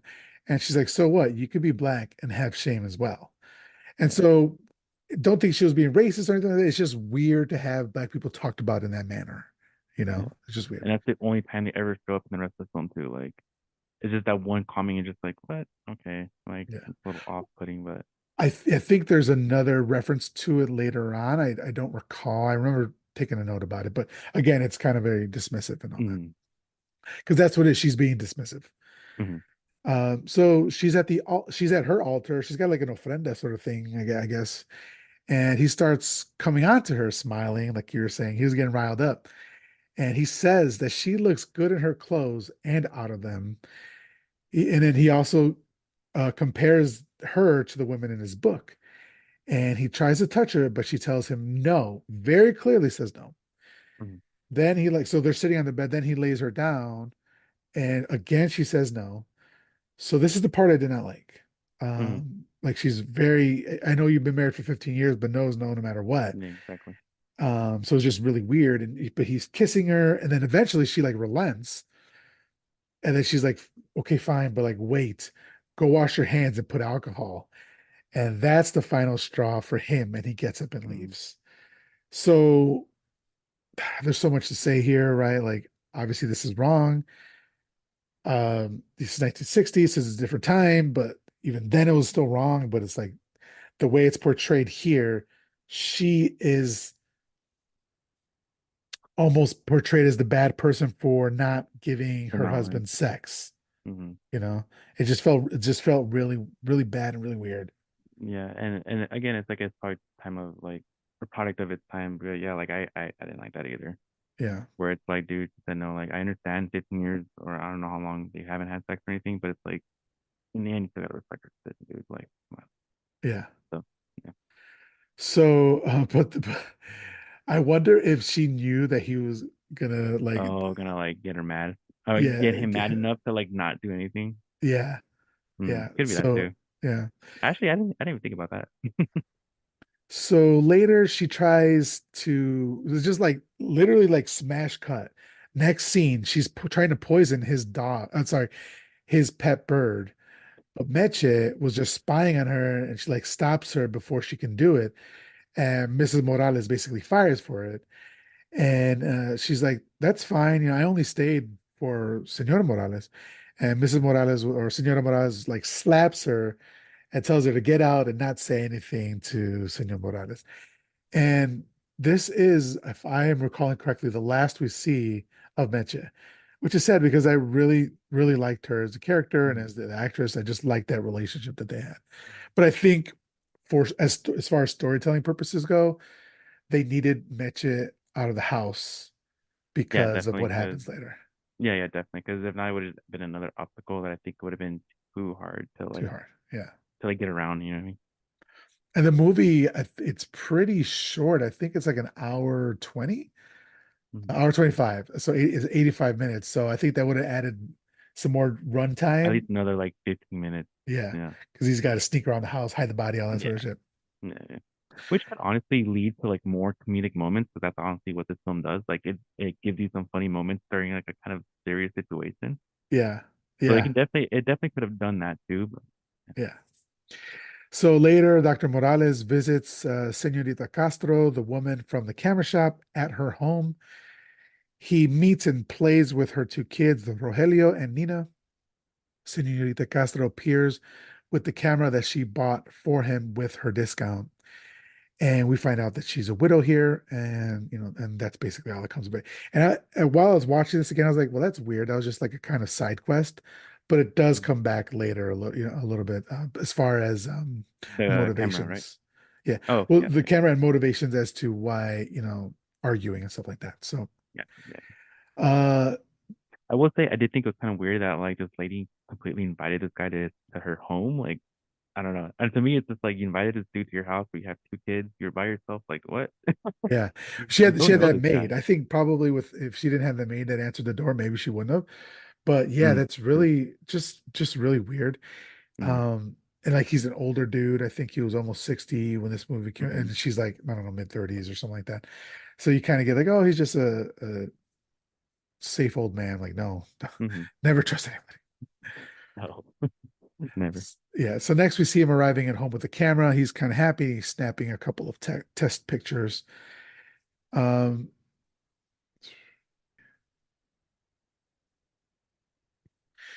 Later, he's outside playing with kids and taking pictures of residents, just like an all-around like cool dude that everybody loves, right? But that's what they say about like serial killers and like murderers. True. It's like I never would have figured it would be him I or would have something never like that. expected it him. Never Yeah. expected, yeah. Mm-hmm. So he walks into his office and there's just a dead deer there, or I think it's a deer, right? But I think so. uh, Yeah. yeah, and I was like, she may have a point about these dead animals, just like being in their Honestly. house. Mm-hmm. When I saw that, I was like, oh, like this is very uncomfortable. And then like, I was kind of surprised they were showing this in the movie too, Yeah, this because was real. like it was completely gutted, and I was just like, oh, okay, like all right, so I guess this is where the horror is gonna start. That was Yeah, definitely uncomfortable when they showed that. this like Peter would have a field day with this. Oh, Like this was not. Honestly like, so we see him cutting. We had to. Sorry, we see him cutting it up, and I had to look away because I was yeah, like, yeah, oh it's some brutal stuff. yeah. But this was important because we see that he basically knows how to cut meat down to the bone Hmm. very, very well, very quickly, right? Hmm. and easily like he's good at what he does. He's a professional. Yeah. Yeah. So then, of course, because he's having a moment's peace, like Senora Morales lays into him, accusing him of only wanting the camera to take pictures of dogs and brats, but she calls them mocosos, which I love calling little kids mocosos. Oh my God. I in the captions I heard bats. I mean I saw bats and I was like, what? What the fuck is going on? No, it was just yeah, it was just yeah, just Yeah, wanted the captions were off a little bit. to yeah. So then she goes on to do basically it's another scene of why he doesn't love her. She like basically lives for him. He's like, please just let me work, but she carries on. Finally, he says that these little dramas won't work on me anymore. And her face changes. She was just like crying and sad. And then when he says that they won't work on her anymore, stone cold. And she's like, okay, Hmm. like let me see what else is gonna work. But he says, I used to love you. And if you were different, our lives could have been different. We could live in a modern apartment with kids who play dress up. And this is where he was thinking of Senorita Castro's life, because that's, Mm-hmm. living in an apartment with kids who are dressing Right. up. And this part infuriates Senora Morales, who says, oh, so they would turn out just like me. And she lifts her dress to reveal a deformed leg. He says he's told her many times that it's not hereditary, but she says that God gives suffering and only he could take it away. So he says, okay, then we will just continue to suffer. All I ask is for you to give me some peace. And then this is the most haterish shit I've ever heard. She says, oh, I should suffer so that you should have some peace. It's like, no, basically, like if I'm gonna suffer, you're gonna suffer as well, motherfucker. And Yeah, like, doing hard. this is toxic. They need to be Yeah, divorced away from each other. You know, straight up. they would have she would have ended up killing him if it hadn't been the other way around, you Yeah, know? definitely. So, so yeah, basically she's like, I think the fuck not. You're not gonna have any peace if I'm not. She walks. Do you remember what happens here? Do you remember what she That's does when here? she starts yelling, right? She She starts to yell. yells. Yeah, stop hitting me or don't hit me. No, no, no. She goes to the camera. Oh, she breaks it first. That's right. Yeah, yeah. She Breaks it lifts up first. the And she camera. stomps on that shit. And then she's like, fuck your camera. Like Yeah. it was over and over. And he was already holding a knife because he was working. And so he like raises it a little bit. Oh, yeah, yeah, you're right. You're right. And this is where she's like, no, no, no, don't hit me, Pablo. Loud enough for the neighbors to hear because they're like right up on each other, like Mhm. in a courtyard. So everything echoes. And she's like putting on a show for everybody. And he realizes If I that, recall correctly, she's even like she walked towards the window and to yell it, right? yeah, yeah, he Or does. like, She yeah, does. yeah, Yeah. okay. Yeah. So She like wants to make sure to she's get heard. heard. Yeah, yeah, yeah. Yeah. So he's like, basically, what are you talking about? I've never touched you, whatever. But Mm, then he just grabs his coat and leaves as she continues to scream, and all the neighbors are like being metiches and like looking mhm. into the house and stuff like that. Have you ever lived next to neighbors that were always fighting and you could hear them and all that? Luckily, no. No, okay. Yeah. Luckily, no. Yeah. I I lived I lived at a apartment with my brother, and he was the one who was always so my brother and I, it was a two-bedroom. Him and his girlfriend lived in one apart, bedroom, and I had the other bedroom. Mm. And they were the ones that were always arguing. And I was always so freaking embarrassed. And you were just there, just like, I wow. was like, oh my God, yeah, please stop, And then like please when stop. you like walk out, kind of has like a little fame or something. Yeah, That like that I can imagine. Yeah. I mean, I've never mind. I'm not gonna get to okay, that. Edit that out. yeah. So later he arrives back at his house to see the priest and all the congregants praying over his wife. And he's like really concerned. He's like, what happened? Like she was perfectly fine when I left. And they say the beating that you gave her. Then we see her sit up and she has beat herself up. Mm, I forget what movie it is, but there's some movie, it's like 90s. I have it distinctly in my memory where it was kind of a similar situation where the woman was trying to frame the man for beating her up, and she took some like mm. oranges in a bag and was like hitting Oh herself in the shit. face with them. I don't remember what the name of the movie was. I'm sure somebody will know, but I wonder if that's what she Mm. did to like because it's really hard to punch yourself hard enough to give Yeah, because you yourself a kind of black like eye. stop yourself. Yeah, because you're Yeah, scared, which is understandable. Yeah. yeah. So you have to do it some other way. I would have never thought of like using oranges like that before. So, Yeah. Or like even like what was it like Scream 3 have you seen the whole Scream franchise? yeah, yeah. Okay. I don't know which one it is and no spoilers, but like the one where she has to beat herself up at the end and like she's or shit. I can't remember that. One of the killers is Has beating to do it. themselves up to kind of show that they were not the killer. Mm. Like they jump into a glass. Oh, are you talking about that's the one of the newer ones, the fifth Yeah, I think it's one, I think. might be. Yeah, yeah, yeah. Yeah, It's the little girl, right? Not the little girl, but like when there's a prayer, I think it's the girl who does it. yeah. The So lady. it was Yeah, yeah. reminding me of that. Yeah, you're right. You're right. But Yeah. I cannot. I mean, what did you think when you saw her face? Oh my God, yeah, I was so like livid. I was like, man, you really fucking went there. Like, are you serious? Like, Yeah, I was just mad by that point. I was like, okay. yeah. Still But doesn't justify killing her, but I was just like, man, just break up, just leave. Like, yeah. that's all you got to do, man. Oh yeah. To be clear, nothing that she does justifies the murder. Exactly. Yeah. I think he just snapped. I think he Hmm. just snapped. But so the priest admonishes him and says if he weren't a priest, he'd beat him himself. And this is where Padre Artemio is like full blown, like just Hmm. Just angry, like, character, like on 10, you know. yeah. I love it. Over like hamming it up and like overacting, but not even in a negative way. Just like Hmm. It that. fit the story, like Yeah, it exactly. fit the mood that like that they created here, Yeah, like and fire I and think that brimstone sort of thing.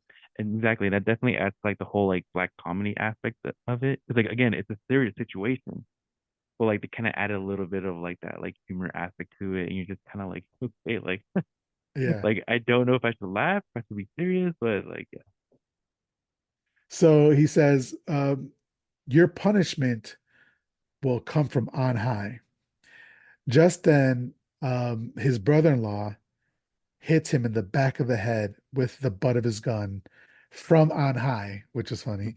And then the scene just fades to black. Later, his head is bandaged. He's looking around at the poisons that he had and he's mixing them all together. He puts it into a needle and then he goes to the kitchen and injects it into various food items: eggs, milk, liquor, some pan dulces. Then he sits back and waits. Sits back and waits. Um, two things. One, I wonder if like because he wakes up, he had just gotten hit in the back of the head. So I Mhm. wonder if this is like concussion. Like if he could have claimed like Oh some sort of insanity or yeah, something like that, because okay, I could that's see that. brain damage, you know. Hmm. I was talking about this last week, I think. My wife's father is a retired doctor, and he was telling her like he hates watching movies when people get hit in the back of the head and then be that are knocked out, because if that happens to you, you have brain damage. And if you're Oh. hit hard enough in the back of the head to be knocked Hmm. out, you have brain damage. And Gotcha. so if that's the case, perhaps Hmm. he didn't have all his faculties. Like You know what I'm fully saying? there. Yeah, yeah. Yeah. Okay. I see that. What I with that part, well, I wouldn't say it threw me off, but I was kind of just like, how much time passed from him getting hit to here? Because like from what it shows, like he just wakes up and is like, all right, I'm gonna kill her now. I'm like, wait, what? Like, whoa, Yeah. whoa, whoa, whoa, whoa, hold your horses, bro. Like, what's going on here? Like, think about this. Like, how? So yeah, that's what's kind of just like, wonder how much time did pass from that scene to the other. Yeah. I think it's fairly quick, if not the same Hmm. day, a day or two after, because he's still bandaged up. You're right. You're right. Because later on, he does have a smaller bandage. Yeah. Hmm. So later, she pulls out the liquor bottles to make her drink. Two eggs, sugars, the liquor, and the milk. And her stirring the drink actually wakes him up. Hmm. And he sees her drink it down in one gulp. She notices something off immediately with the taste of it. And then we hear the glass drop and crash to the floor. And he looks on with this like half of a smile on his face. Hmm. Um, Next, we see her body on his table as he's like lining up the equipment. So before we didn't see that she was dead. Now we know that she's dead. So R.I.P. Senora Morales. I guess the name of the movie is El Esqueleto de la Senora Morales. So we were bound to see you dead sooner rather than later. Exactly.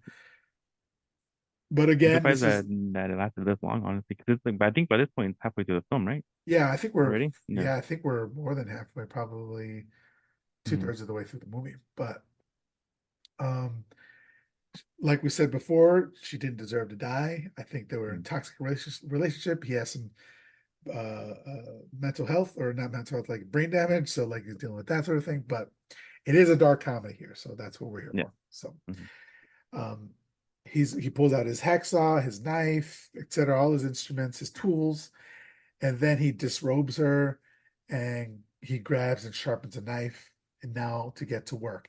Felt very similar to what we just saw him doing with the deer on the Hmm. table, a scene or So he two knows ago. exactly what he's doing. Yeah. Yeah. So before he starts, he's like, "Yes, yes, I know. Please forgive me." He goes and washes his hands with alcohol. That was petty. He was petty there. Like the one time you don't fucking like fight back for that. Like, Yeah. yeah. So he actually shows the camera his hands and smiles and says, "Are you happy now?" Like so Yes, good. he does that quite a few times too, huh? Like looking at the camera, like Yeah, breaking the fourth wall, basically. yeah, yeah. Yeah. I love it. I love Yeah, no, it was great. Yeah. So just as he's about to do the first cut, someone knocks at the door. It's his drinking buddies. They're drunk and they want to like party with him. But he says that they were walking past, and they saw his light on, thought he was up. He says he's working, but he invites them in, but they're scared of his wife. He like agrees and says, "You're probably right, but I have some work to do anyway." But they do offer him a chug of their bottle, Hmm. which he does take because, of course, he never turns down liquor, Hmm. right? And this is the scene I was saying too, that where like he really took that shot and like didn't even like react and just like, all right, so like you're used to this shit, dude. Like you know it. Yeah, this is light work. You've been here before, yeah, yeah. Well, also, I thought it was very smart of him to invite them in because you have to act as Mm, normal. that's right. And, Yeah. if he's like, no, no, no, you can't come in or whatever, they would And be then like, it that would was have been weird. they would have been suspicious, fuck yeah. Yeah, but he probably knew that they were scared of his wife, Mm-hmm. of Senora Morales, so they would have said no anyway. So it Mm-hmm. was pretty smart of him. I think that's part of his machinations about like trying to plan the perfect Mm-hmm. crime. Definitely. So back at work, he covers a set of fake eyes that are looking at him because he's feeling guilty. Afterwards, we see him throwing the pan dulce in the fire because she didn't eat the pan dulce. So now he's going back and trying to covering his tracks to make sure he doesn't forget something. Mm-hmm. We see he's packed her bags. Um, he's trying to Throws remember it in what the fire. else she would need. Yeah, he throws those into the fire. Um, but he feels like he's forgotten something. Just then the doorbell rings and the camera pans to the liquor in the cabinet. Did you remember that? Where you were like, "Oh shit!" Like, Honestly, I didn't notice it until the second time when they bring it out like towards the end. At first I was oh, just towards like, the yeah, end. Okay, yeah. So by okay. that point I was like, oh shit, like I completely forgot that Oh, that's happened. even better. That's even better Yeah. because that's cool. It Yeah, was like a bigger reveal, yeah. yeah. So finally, Senor Morales opens the door, and it's the priest and the two women, the minions. He advises them that she's gone to Guadalajara to visit an Aunt Mercedes. She says that he says that she would write, and he offers them to come in if they don't believe him, which they decline. And they're basically like, "We don't believe you." They go to see her sister.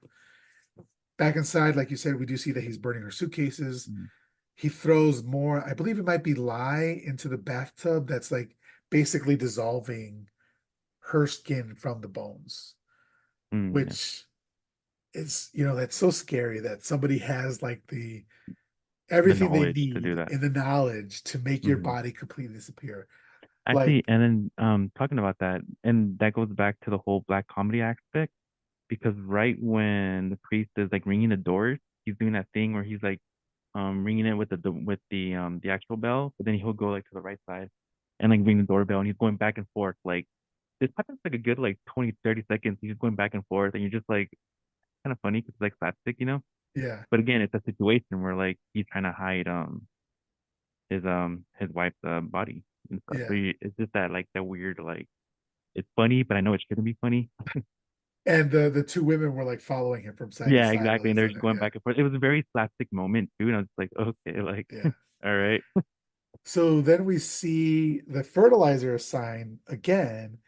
Freight fertilizer sold here, but as it was $2 a bag early in the movie, now it's scratched out and it just says $1 a bag. Such Mm-hmm. a small detail. And like, I missed it the first time I watched the movie. I didn't realize see it until the second time.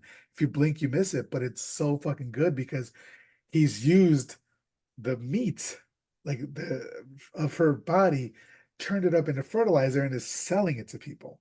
That's Just some diabolical shit right there. Like, diabolical, uh, like yeah, horrific shit. that's some Toonie Todd shit. Like, dude, what? Yeah, yeah. So later he's putting together a skeleton, and now like he's got the run of the house. There's kids in there, there's pets everywhere, dogs. One of the kids asks if the skeleton is real and if he could touch it. And then Dr. Morales says, well, now you can. So I think like harkening back to when she said, don't touch Yeah, me. Um, just little shit like that, man, just makes me happy. yeah. Little shit You know, like thinking about it now, he is super petty. Holy crap, I didn't realize that. that. That's uh, something that I didn't really like catch on to. yeah. So then he sees his brother-in-law and the whole crew are arriving. He tells the kids to leave. His sister-in-law demands to know where Senora Morales is. He says he doesn't know. She left the house. He says that last night they had a conversation.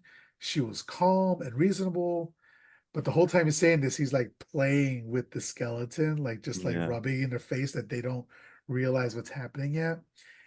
And she's like, he's like, he's like playing with her hand and shit too, right? yeah, Like just yeah, like exactly. moving it around and shit. Yeah. And he's like, basically, she's not sad to say goodbye to her sister because she was always interfering in her life, but she is sad to be saying goodbye to Padre Artemio and the church, the congregation or whatever. Hmm. Um, he says he didn't stop her because for once they agreed on something. So Padre says that something doesn't smell right here. And Senor Morales says, of course not, with all this rot that's happening here. This is when Lourditas has to go pee again because she looks at a skeleton and gets scared and has to go pee. So they leave and he offers to help in any way that he can. Then he kind of has his villain monologue here finally. He says, Hmm. Por fin, solos. He's like, I'm gonna get your little leg. And there's dogs everywhere. And he offers one of the dogs her bones. And when it doesn't bite, he says, see, they don't even want you when you're bones. Yeah, So that's again some petty shit. yeah. Come to find out later, those weren't her bones, but like, he's just building up this skeleton to Hmm. have a alibi. And it wasn't her bones because it was her leg ones, right? The one that was initially messed up. Yeah, it wasn't her bones, right? It, Because the bone that he put on was like disformed. and some, yeah, I think so. Yeah, is that the word disformed or malformed? Uh, Whatever. yeah. Whereas we find out later in the movie that she wasn't born like that, Hmm. so her bones wouldn't be like that. Hmm. So he says it would have been so easy to get their love, talking about the puppies, and also to keep mine. All I asked you for was some affection and peace. See what you made me do. This line right here is so problematic and is like, because that's exactly what an abuser says. See what you made me do, that sort of Hmm. thing. So this, I'm like, oh God, dude, like Big time. I like you, but And you're that's something kind of, we're all like they're all flawed, like because like they definitely make this film like they give Pablo a lot of charisma. But he also has to fit like this, and you're just like, okay, then like like obviously not everyone's perfect, and some of this it is pretty problematic. yeah. Um, so He says, he goes on to say, even a mouse attacks when cornered, and you cornered me. He says, if they catch me, what's the worst I can get? 10 years? He's like, well, 10 years of what? Eating in peace, a monk's life. I can finally write my books. And then what's that compared to the 15 years I spent with you? It's like, damn, dude, she's not even here anymore. That's And you're harsh, like bro. reading her for filth. It's like, Yeah. dude, but you could see that he finally snapped. Like that was Hmm. the right. Yeah. So he's like basically he stayed because of a feeling of responsibility and compassion, but that's no longer, obviously. And then he also says it was a little bit because I was horny for you but just from the knees up, of course, right? Yeah. So later, Dr. Morales has a new skeleton display right in front of his shop that angers Padre Artemio. He, along with the two women, go inside to have a word, but just as they pass the display, the padre notices that the right knee is deformed. He realizes, or at least he believes, that it Hmm. is Mrs. Morales. He faints, as does the other woman, while Lourditas has to run to her house to use the washroom. It's a good bit. Every time they use it, Hmm. it's funny. Yeah, it is. So next, we see a shot of the newspaper saying that the taxidermist killed his wife. Senorita Castro is on the phone saying that he couldn't have, he doesn't believe it.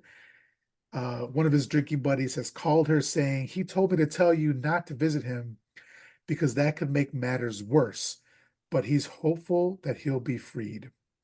This was weird to me. What kind of relationship did you have with Senorita Castro that you felt the need to call her and tell her not to come to the courtroom? I Hmm. don't know. What did you think about this detail? I did think that was a little off. Yeah, I was just, but by that point too, like I was just not necessarily confused, but my mind was just racing, like, because I think by this point, I think we're already like at the last act. So I was just kind of wondering, like, where the hell is this gonna take me, like plot wise? Because I have no idea about this point. I was like, I don't know Yeah, what's going on by this yeah. point. And So, also perhaps because he's trying to plan the perfect crime, this is 1960s mm, Mexico, Latin America. If they see another woman kind of like a widow, a single woman come to this you're right. man's like defense or whatever, they're like, oh, they were cheating on each other, or Mm-hmm. he was Mm. cheating on her, So whatever. that actually makes sense putting it out that way. Because again, I was kind of like confused when he showed up to her house the first time. So I was kind of just like, okay, like what is going on here? But Yeah. yeah, so that's pretty that makes sense. So later at the jailhouse, they're basically like going back and forth as to whether or not he killed her. It's the trial already. This like the timing of this is like so quickly. It feels like it's the same Hmm. day that they just had this trial. Yeah. His friends are saying he's incapable of killing people. Senora Morales' family and friends saying that of course he did it. He's an alcoholic. He's a murderer. The historian goes up and says that he's useless and unwanted parasite. They call her sister, who testifies to the quote unquote beating that Senor Morales gave to Senora Morales. They then call Padre Artemio and Lourditas. Um, they even go looking for Lourditas, and she's in the bathroom, and she's like, "I can't come right now." It's like, okay. Um, so then Padre Artemio testifies, saying that Senor Morales was evil. Um, he just loves the sound of his own voice. Like he's just like Yeah. going on and on about how evil he is. He's like, "Oh, this is Lucifer." Next, they have the defense, and so that's Dr. Morales, Senor Morales's lawyer, Hmm. and he's like,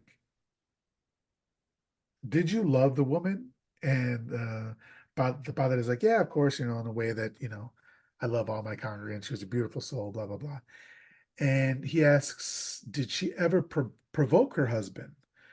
And the padre says, "Never.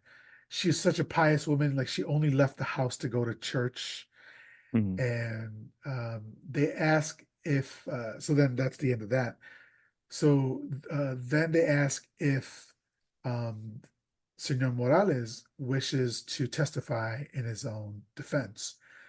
He says that, next to my wife's perfectness, my mistakes will look huge. So basically, he doesn't want to.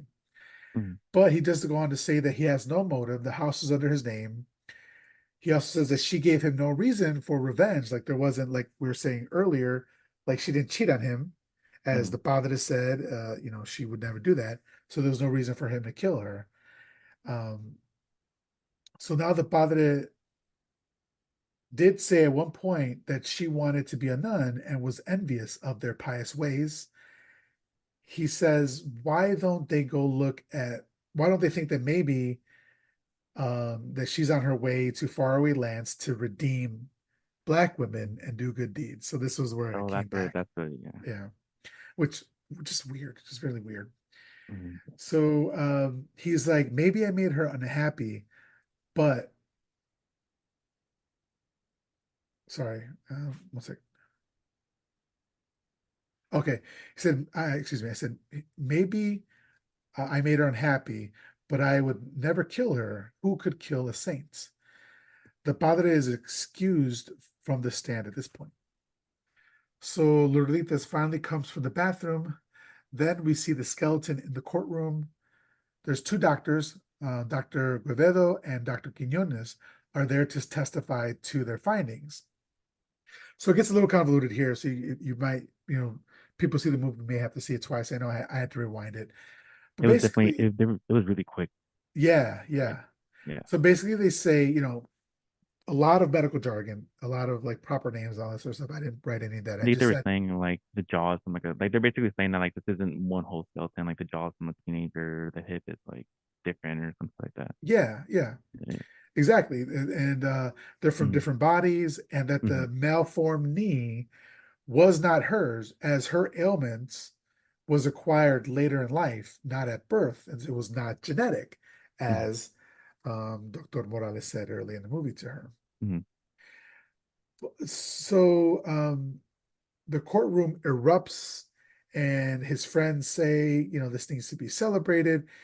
He agrees, but says he needs to do one thing first. Before we get to that, my question to you is, okay, these aren't her bones. Whose bones are they? Why do you have enough bones from multiple women that you can make up a whole Yeah. skeleton? That Or I just like feel like random that, people too. yeah, I feel like that opens up a whole new like Mm-hmm. Pandora's box here. Nobody questions it.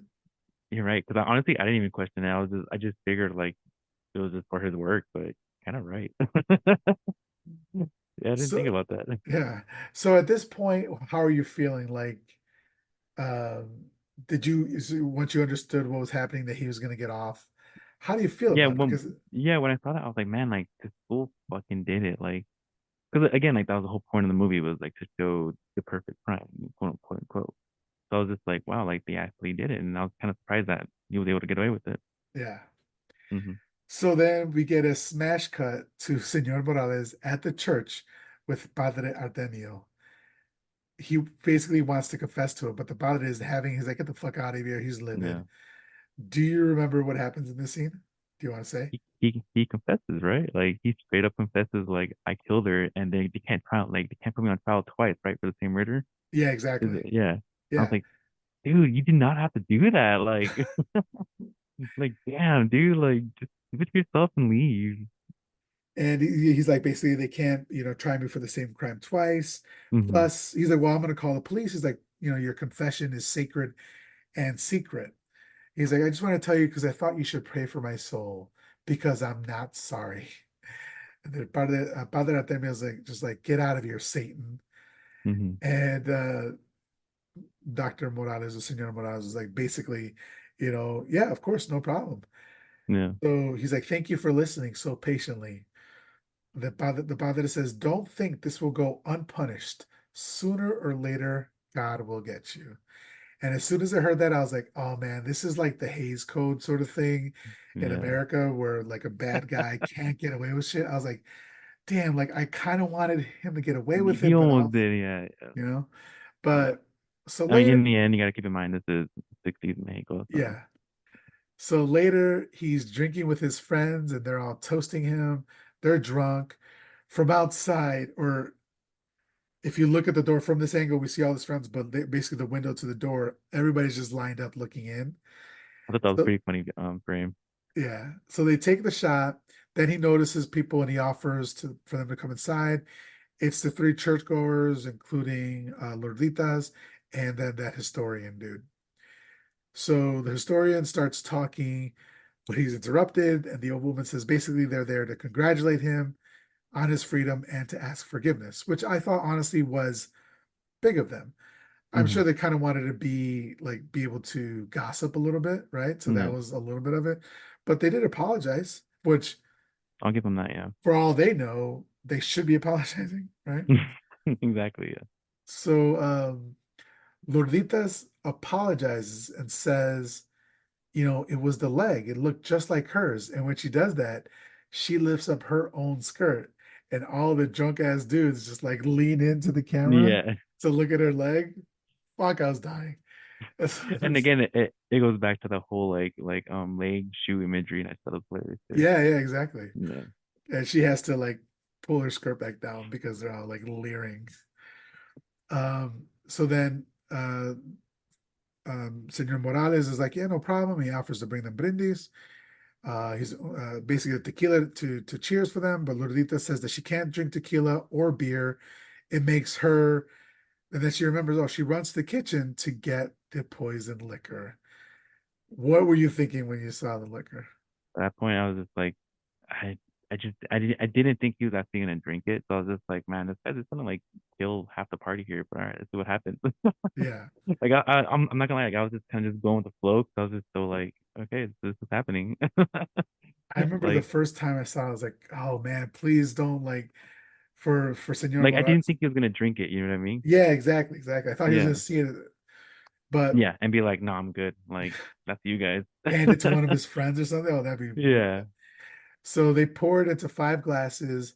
They give one to Senor Morales, one to the historian, and then to the three churchgoers. And then he toasts to them. He says, to always being together and in harmony like we are now.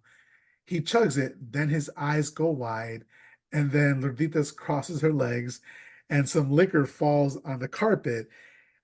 At least we think it was liquor, or was it Hmm. pee? I don't know which one it was. I thought it was liquor. Could be Yeah, wrong. I just assumed it was the liquor. You know what I mean? Like it kind yeah, of felt like, oh, not that she knew what she was doing, but like she just didn't take it. You know what I mean? yeah, Because at least to me, it was like she wasn't taking it because again, like she was considered. He called her a saint, I think, or something like that. Like, so I think that's why. At least I mean, that's why I didn't think like he took it yeah. and kind of just dropped it. Oh, you think she didn't drink it?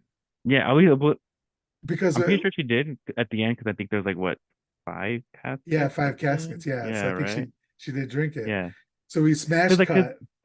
yeah, Sorry, because go I ahead. mean, yeah, because I know you're good. Because like if you think about it, she still had enough time to cross her leg. That's why I was Yeah, kind of just like, okay, so what's the point of going her crossing her leg willingly, but still dropping the liquor? So I don't know. That's kind of like what I was like hung up on for a while, yeah, but I couldn't yeah, I can figure see anything that. out. Yeah, but I couldn't figure anything else. I just was like, okay. So we get another smash cut to a funeral procession.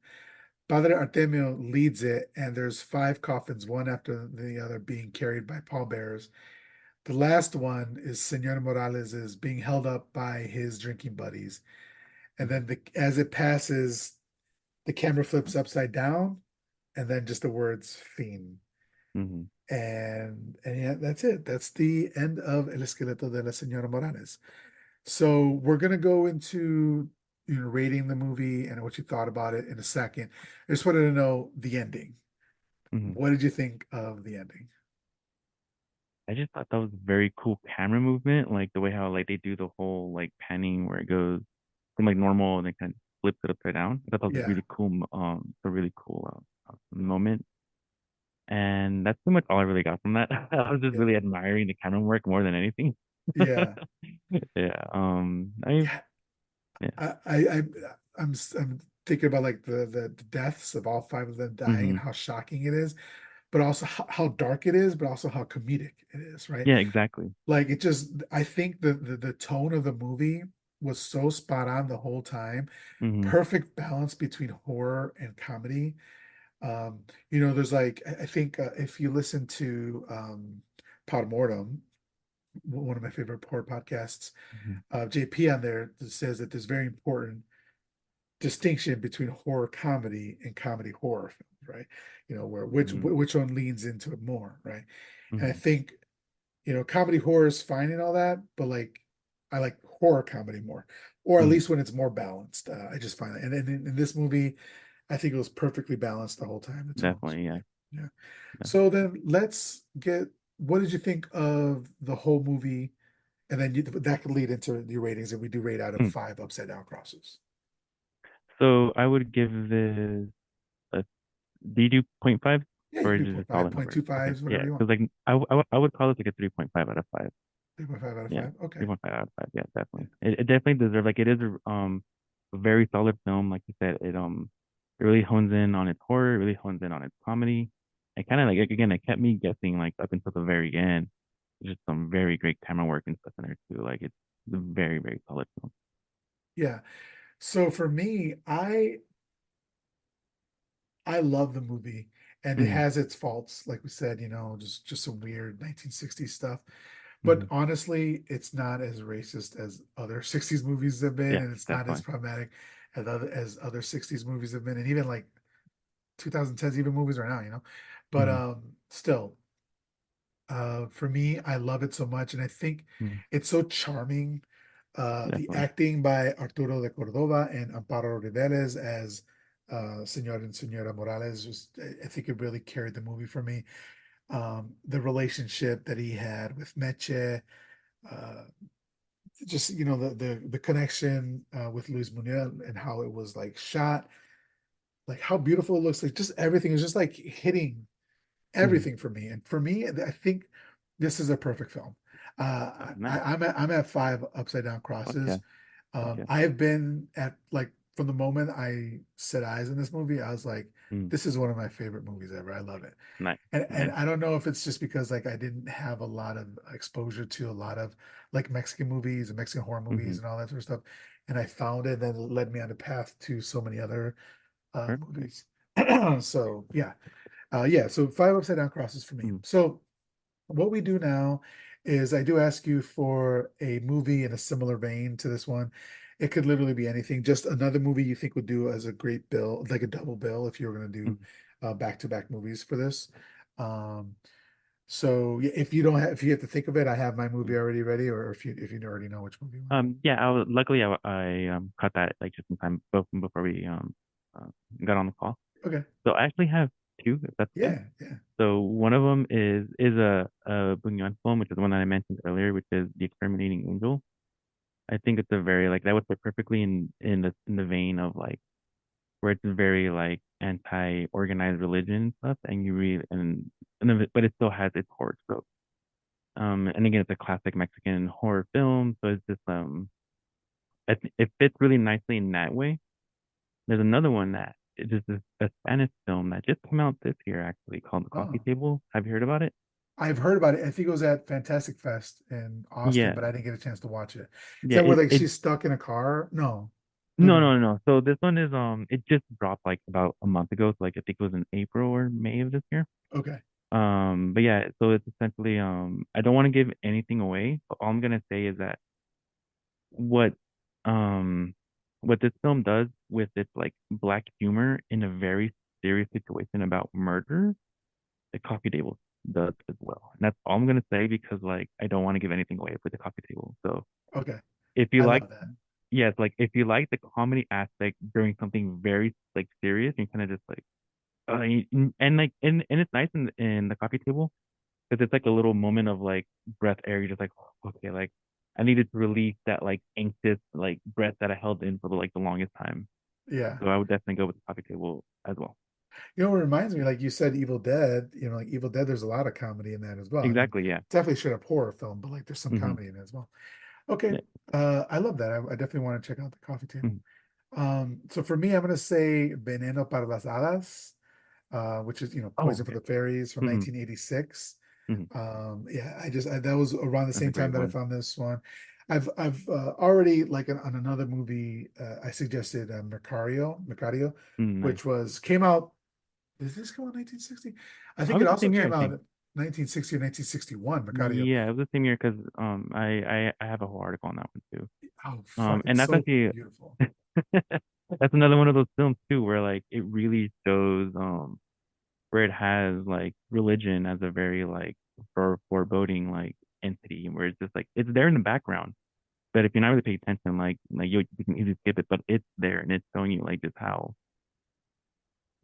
I don't want to say evil because it's not all evil, but you know what I mean. Like it's just showing how. Hey, I'm anti-religion here. Go right ahead. All right, I'm just. So my thing is like I got my own personal quarrel with religion, but if you want to do it, that's on you. Yeah. Like, that's on you.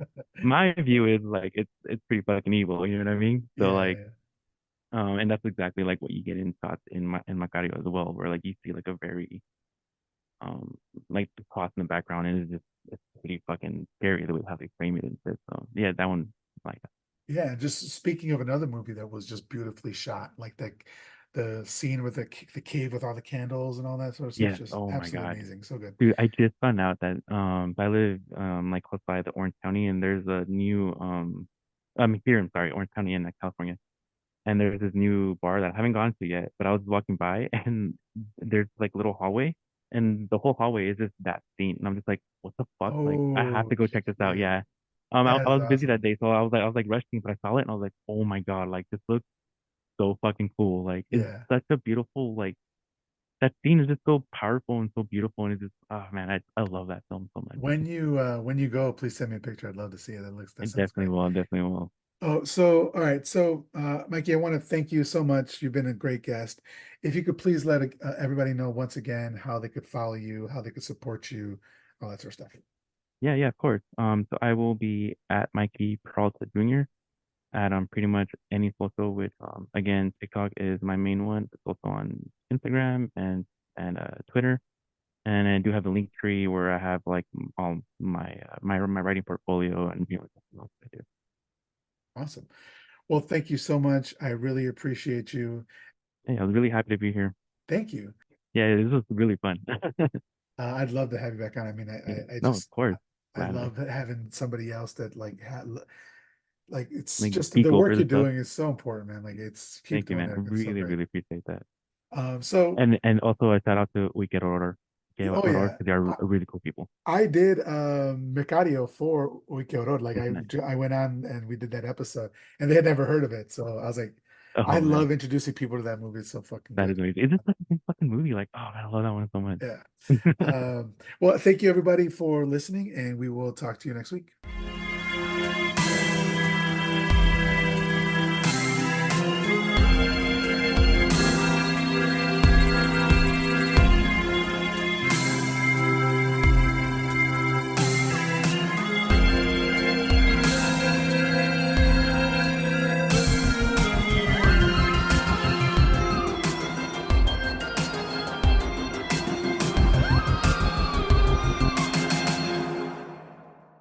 Live spooky, die spooky.